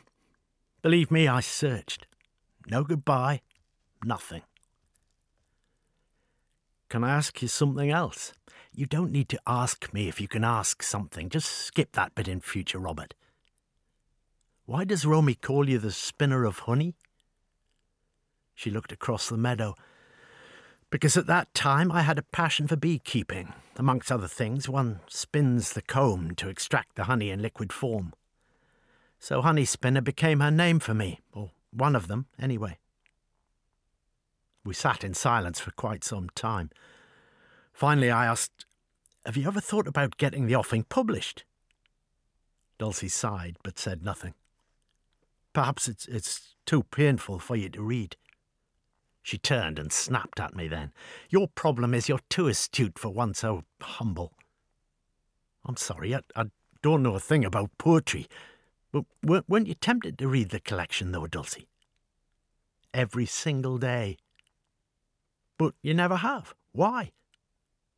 Dulcie sighed again. Are you afraid of ghosts? She asked. I shook my head. I don't believe in them. No, that's not what I asked. We're all of us afraid of being confronted by our past selves in the small hours of the night, she said. That's what ghosts are. We carry within us our own ghosts with which we haunt ourselves. That's all I'll say on the matter. There was another silence. Then Dulcie's face suddenly brightened and her tone changed entirely. Listen, I've had a tremendous idea. All this gloomy chat's getting to me, so why not let's crank up one of the engines and go for a Sunday drive? What do you mean by one of the engines? Well, a motor car one, of course. You have a car. I have several. Wait here a minute. She disappeared inside and returned with a large bunch of keys. Let's take the Citroen. It's in the barn up the hill. With Butler and an oversized hamper strapped in the back, Dulcie drove us extremely slowly up the steep single road that led inland, away from the bay. We'll head for the moors while I get my bearings, she said, hunched over the wheel as she tried various switches and levers.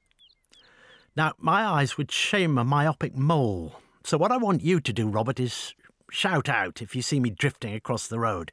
Shout loudly. As we crested a steep peak in the road, without warning, Dulcie suddenly accelerated. The knack is back, she shouted over the roar of the engine and the wind. She accelerated again. I think I should like to see the moors in full summer bloom. The road levelled out and took us through miles of moorland billowing in all directions, and we dipped and bounced over undulations and potholes. The dog stuck his head out of the window, his tongue and ears flapping. This is a Citroën traction avant, Dulcie shouted, which translates as front-wheel drive, though in France they call it Reine de la Route, Queen of the Road. I rather like that. How old is it? It was one of the first models off the production line, 1934. Romy helped me pick it out. The road forked, and at the very last moment Dulcie jerked the car to the right, and all the contents that weren't strapped down slid in the opposite direction. Signs flashed by: Kirby Misperton, a Motherby, Scagglethorpe, Broby. We skirted the town of Malton, and then a few minutes later Dulcie finally slowed and took a right turn onto a long, straight road that ran into the heart of a great private country estate. We passed beneath the arches of an ornate gatehouse, onto a drive that led to the biggest house I'd ever seen, a beautiful, sprawling palace of stone, with a huge domed roof and wings running off to either side, and acre upon acre of green lawns leading down to a lake. "Well now," said Dulcie, "not a bad little pile. Where are we?" "Castle Howard, domicile of the Howard family since 1699, though of course it is rather ostentatious to call it a castle, when it is in fact merely a very large stately house." "Do people live here?" "Certainly." Dulcie pulled off the road and steered us down onto the vast lawn. She turned off the engine, and when the car rolled to a stop, she got out. Butler jumped out beside her. "Fine spot for a snack, I'd say." I climbed out and looked at the tyre tracks we'd left across the pristine grass. "Do you know the owners?" I asked. "No, should I?" "Well, I just thought it might be a bit odd for them to find some strangers pitching up in their garden." "Like you pitching up in my garden, you mean?" I realised she had me there. I could offer no reply. Dulcie unfolded a tartan picnic rug. "Come on," she said. "Help me with this."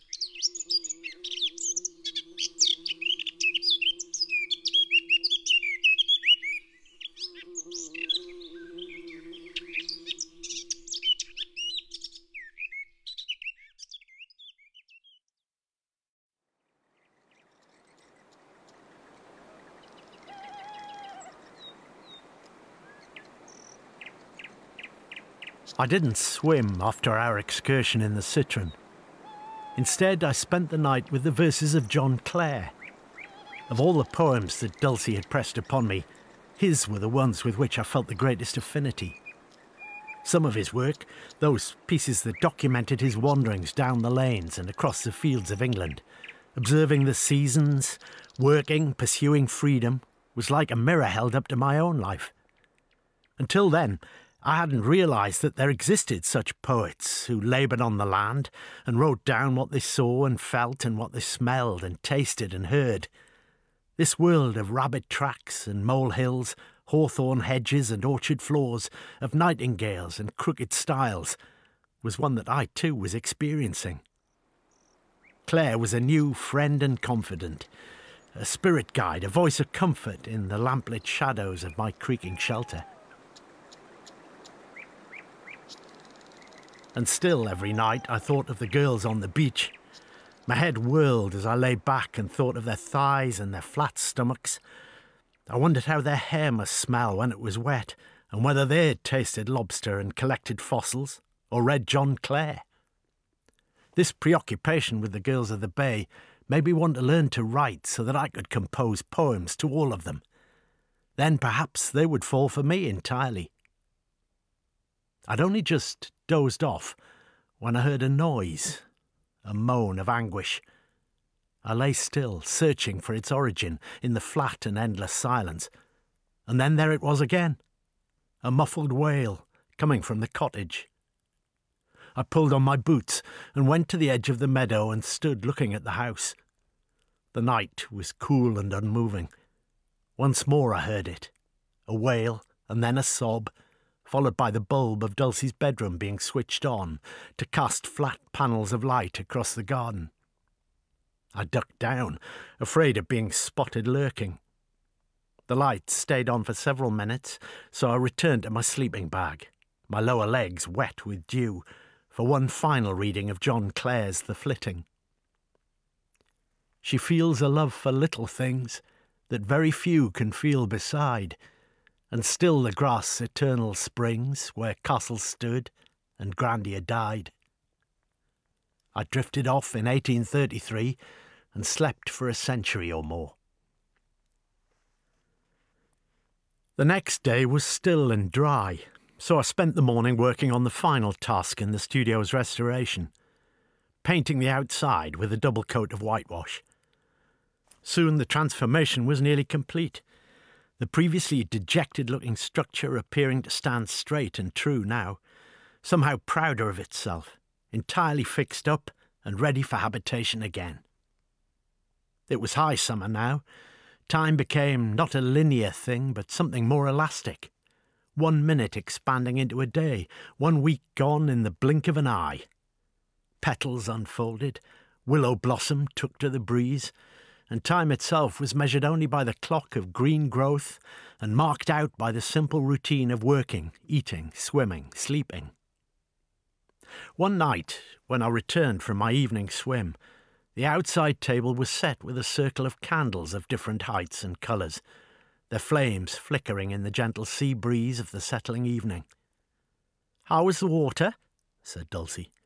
"Wet and wonderful," I replied, as I towelled the final dampness from my hair. "I thought we could have kippers," she said. "We'll also have 1 perfectly poached egg apiece, or perhaps 2 or more for you, as it seems that you've been busy. In return, I ask just 1 small favour." "Of course, what is it?" "If the mood takes us later, perhaps you might read me 1 poem?" "Any poem?" "From the offing," she said. I hesitated. "Well, yes, if you'd like me to. It'd be a privilege." "Good. Now you should go and wash your hands. The kippers will be served in 7 minutes or less." She scratched behind the dog's ears. "Fish skin for afters, noble beast," she said to him. "Your favourite." The light was fading rapidly. Fluttering moths tapped out paradiddle rhythms with their dry wings at the lamp that hung at the end of Dulcie's lane. "Should I get the poems now?" I asked. Dulcie nodded. "I'll fetch a bottle. There's a brandy I'd been saving for an occasion, though I never imagined it would be for this. I fear I shall need it." She was lighting a very large cigar when I came back with the manuscript. She took short, sharp draws on it until it was fully ignited. Then she exhaled a long, heavy plume of thick smoke, followed by a small cough. She poured me 2 fingers of brandy. "I didn't know you smoked, Dulcie." "Only with poetry." I sat down. "Which one would you like me to read?" "How can I choose when I don't know its contents?" she said. "Maybe I should pick one at random?" I thumbed through the manuscript. "I think this one's about you," I said. "It's called The Honey Spinner." "Oh." I proceeded to read it just as it was on the page. The Honey Spinner. "Your breath comes across the pillow, a savannah breeze.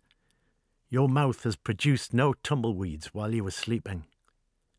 The ravenous wolves have been cast from the kingdom of cruelty, and outside the first sweet drops of morning rain fall like a drunken violinist on the steps of the marble cenotaph."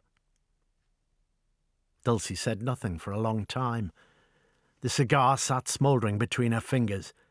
It hung there, a ribbon of blue smoke drifting across the garden and into the meadow.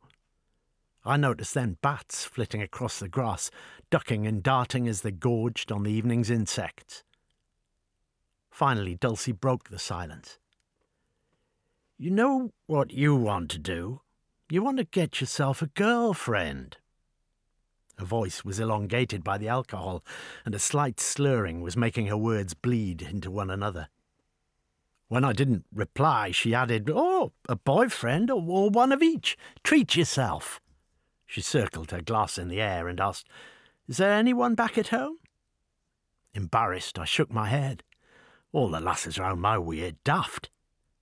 Again she circled her glass, and this time brandy swirled around its rim and splashed onto her wrist.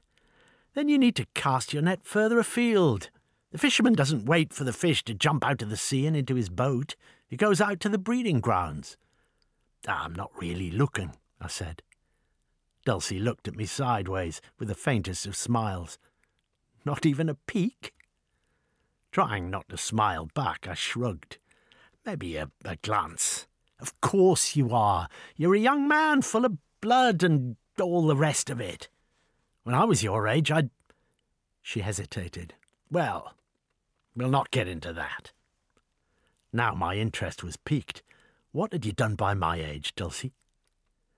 I'd scandalised the local vicar's daughter, that's what. I was thrown out of school for that. And thank Christ I was, because if there's a hell on earth, then it's surely an English boarding school. What did you do? With Verity? No, after you were kicked out. I began to live, Robert, and to love too, and that's what you must do, live and love. And then, when you find someone who satisfies your soul too, you give yourself to them entirely. She poured us both another brandy. Pleasure is not a crime, she said. It's a birthright.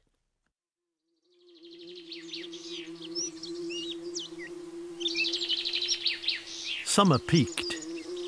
I spent days swimming and then exploring the cliffs above and the series of steep and narrow wooded vales that ran down to them. Or I wandered the smugglers' alleyways of the bay itself. I entertained few thoughts about leaving the place. Time stood still. The calendar had been tossed to the turning tides. It was summer, and it felt as if it always would be. I would have bet good money against it ever ending. And after every evening meal, loose with the wine I was getting the taste for, or oiled by the brandy that Dulcie consumed as if it were water, a freshly snipped cigar held between her fingers, I read a single poem from the offing. With each reading I began to gain greater understanding of this woman that she had loved. Dulcie's responses to the pieces, meanwhile, varied wildly, from disquiet to excitement, visible grief to impassive silence. Yet the next night she was always ready to receive another, just the one, to be savoured, or perhaps that was all her emotions would allow. Then one night, as the bats flitted for moths, and the bark of a fox was heard over the usual racket of owl hoots, mosquito drones, and the faint sound of breaking waves, we reached the final page of Romy's manuscript. Suddenly it was nearly over. "It's the last one," I said. "Already?" "Yes." "Are you sure?" I held up the page. "Quite sure." Dulcie poured us each an especially large brandy. "Well then, we've come this far. We must proceed at all costs." I looked at the page. I'm a little stuck on the title of this one. It's in German. Read it out? I broke the word down and read it slowly. Überschwemmung, Todd. Dulcie smiled. Bless the Germans. They have a word for everything, and when they don't, they craft a hybrid on the spot. This is one of them. What does it mean? Überschwemmung would suggest flooding or submersion or perhaps a deluge. And Todd is, of course, death. So roughly translated, it means flooding death or drowning. It's Romy's little joke from beyond.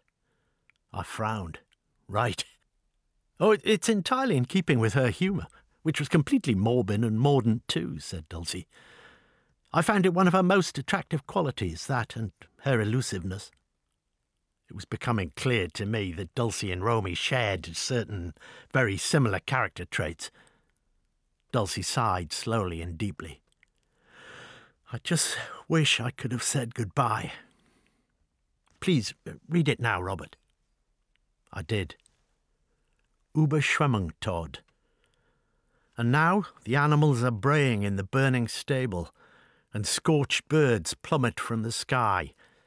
You no longer stoop to lift the gasping fish, stranded, beached on the gravel bank. You are lost in the lie of your life now.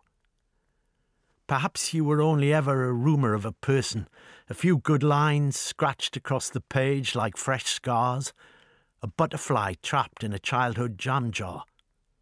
So say farewell then in these dying days of April, a thin string of hollow words, your worthless legacy, as you drop the final mask and make your mark on the map, sealed beneath rotting boards, a self all out at sea. As I completed the final line, the colour drained from Dulcie's face. What is it? I said. She's reaching out. I don't understand. Can't you see she's reaching out? I knew she would eventually. She stood up. Did you pull up any floorboards while working on the studio? No, I replied, but I fixed one or two that were loose. Then you must show me where. But why? It's right there in the poem, Robert. Don't you see she's reaching out to me from her watery grave, said Dulcie, excitement in her voice. Sealed beneath rotting boards. A self, all out at sea. It's Romy's final farewell. I knew she would make contact in the end. I bloody knew it.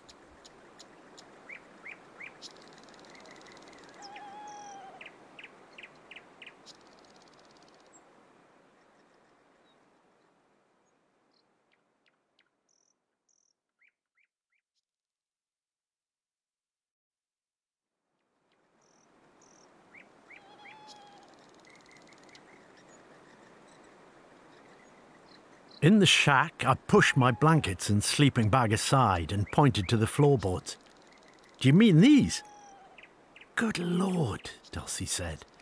You can see just by looking. Fetch me a tool, will you? I found a chisel and Dulcie snatched it from my hands.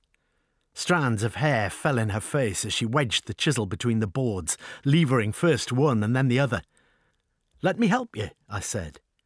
She ignored me, and with a sudden yanking motion wrenched the floorboards clean upwards.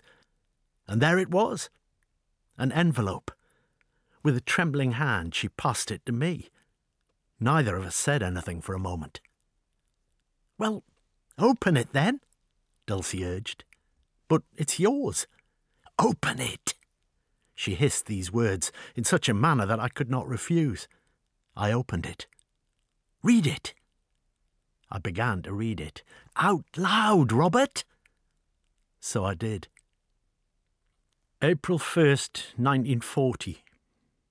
My dearest darling honey spinner, if you have found this letter, then you are as wonderful and clever and brilliant as I know you to be. Well done.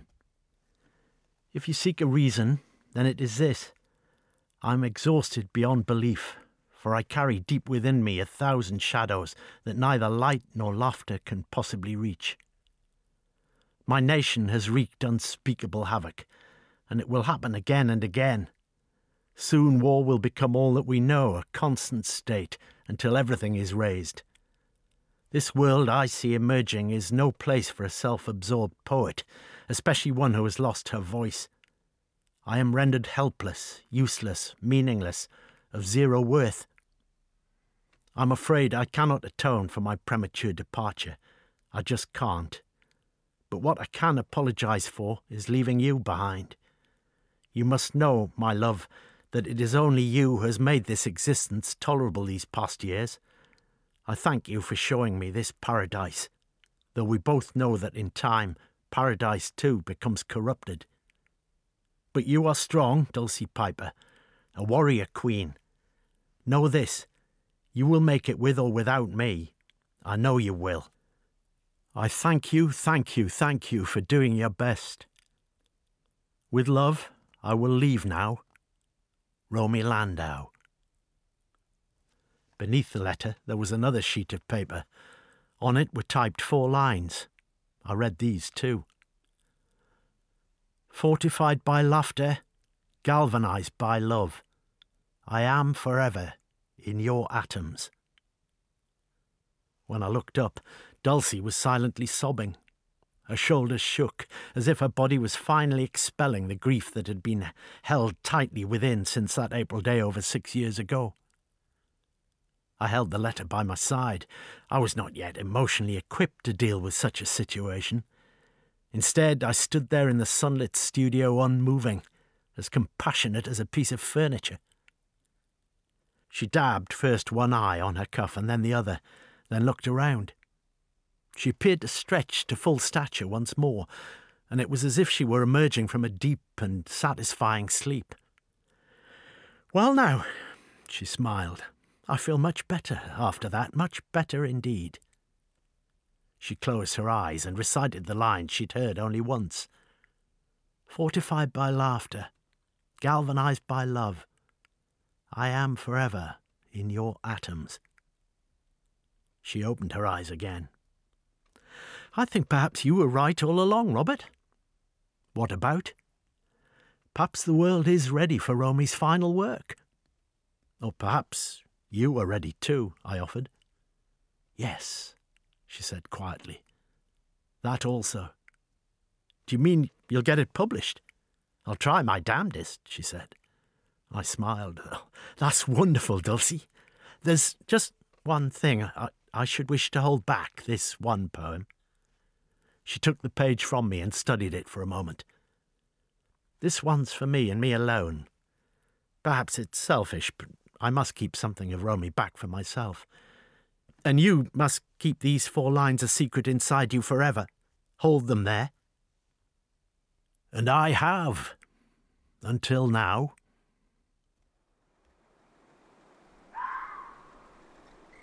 The breeze had changed direction and the air had an edge to it now. The summer was drawing to a close.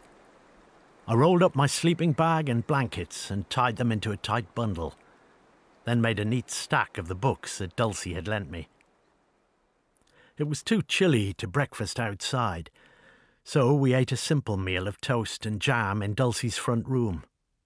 We sat in silence, for there was little else to say. I cleared the cups and plates, and then, when there was nothing left to do, I stood awkwardly in the doorway for a moment.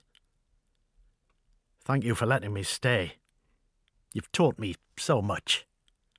No, Dulcie said. Anything you've learned yourself. All I've done is point you towards it. Besides, you've more than earned your keep fixing this place up. And she paused. Well, let's just say that you've brought more than one person back to life. We stood like this for a moment longer, and then I picked up my pack, turned, and left the cottage. I walked down the lane that led to the future, the cooling sun at my back. I didn't go any further south. Instead, I turned north again, back towards the only place I knew. In September, I went to the pit. Yet instead of being handed a lamp and hard hat, my father had somehow wangled an apprenticeship for me in the office above ground. I was supposed to be grateful for a safe clerical position. But no one ever found adventure in ledger books and dockets. How could I sit indoors when all that life was out there, being lived by others? I thought of Dulcie often, and Romy too, as I tramped my way to work that winter, wondering at 17 if this was adulthood and whether this was my life, my world forever. Then one day in the spring, my mother took delivery of a flat parcel addressed to me. That evening, when I unwrapped it, I held in my hands a thin, ornately bound hardback book with an embossed cover. As I opened it, my heart quickened. There, facing the title page, was a frontispiece that depicted on it a finely detailed illustration of Dulcie's studio. Around it was the meadow, and in the far distance was the bay and the sea. There was even a dog lolling in the long grass. It was Butler. I turned the page and read the words, "The Offing," by Romy Landau. And then, below that, in a smaller font, edited by Dulcie Piper and Robert Appleyard. She had done it. Dulcie Piper had done it. The Offing had arrived.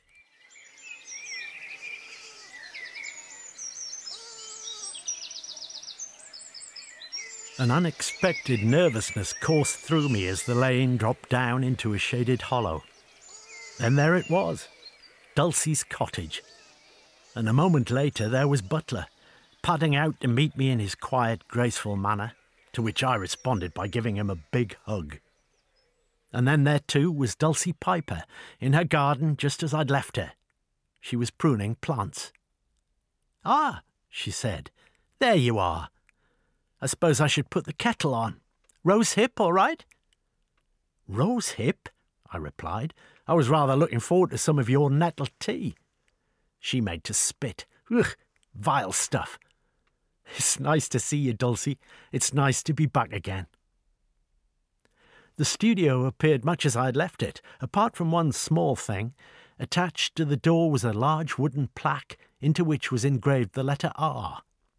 "You named it after Romy," I said. "And you?" I was confused. "Me?" Of course. Here. She pressed the key into my palm. I slipped it into a new lock, opened the door and stepped into a fully furnished room. The place had been transformed, with the addition of a wrought-iron bed, a small drop-leaf table, and a fitted shelf that ran right around the cabin's interior, and which held hundreds of books. On the table was a large black typewriter. "There's just one more thing." Dulcie placed an envelope in front of me. "Your share of the offing so far does 50-50 on the royalties suit?" I opened the envelope up and pulled out a cheque for £400. It was more than my father made in a year. "I can't believe it," I said. "The studio's in your name now," said Dulcie. "I've written it into the deeds of the house, to stay in whenever you like. However, might I at least plant one seed of an idea?" I was lost for words, almost. "Of course," I said. "University." She raised a hand. "Now, hear me out. I remember what you said, clear as day. People like me don't go to places like that. Robert, that ripped at my heart. If you were to go to university, you would be refining what is already a keen mind. And perhaps one day, when you're wild success, you could repay the favour to someone equally as deserving." "I wouldn't know where to start." "I'll help you." "But what if I don't have the correct qualifications?" She shook her head.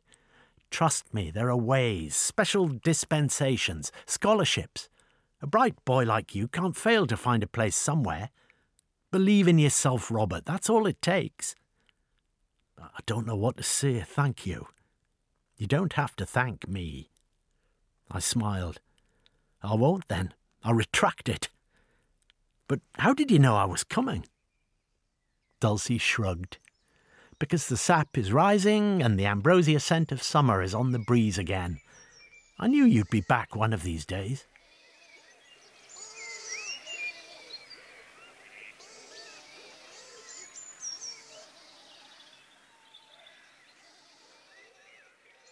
I remove my glasses, stand and stretch, then lean over to survey the words I have typed. My wrists and knuckles aching. I'm not as fast as I used to be. Old age has spun cobwebs in all my joints, but at least my memory works. On certain days when I close my eyes and tune into nature's frequency, I'm 16 again. Each summer I returned, even when married with children, even after Dulcie Piper was long gone.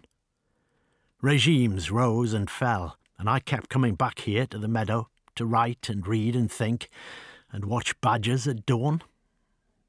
Divorces and deaths and grandchildren occurred, and still I returned, always alone, until the stays became so prolonged I never left. With Dulcie at my shoulder urging me onwards to always do better, the books kept coming.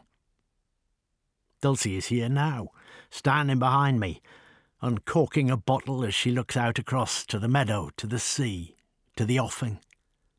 Sometimes I walk up to the little graveyard and sit by her headstone, amongst those of sailors and fishermen, and I know that soon enough I'll lie down and join them. That way of life has changed, of course. I walked along the beach early this morning, saw how much of the coast had eroded since my first view of it. It is a reminder that permanence is an impossibility. All is flux, and nature always wins. These are my last words, and I'll leave them here for you.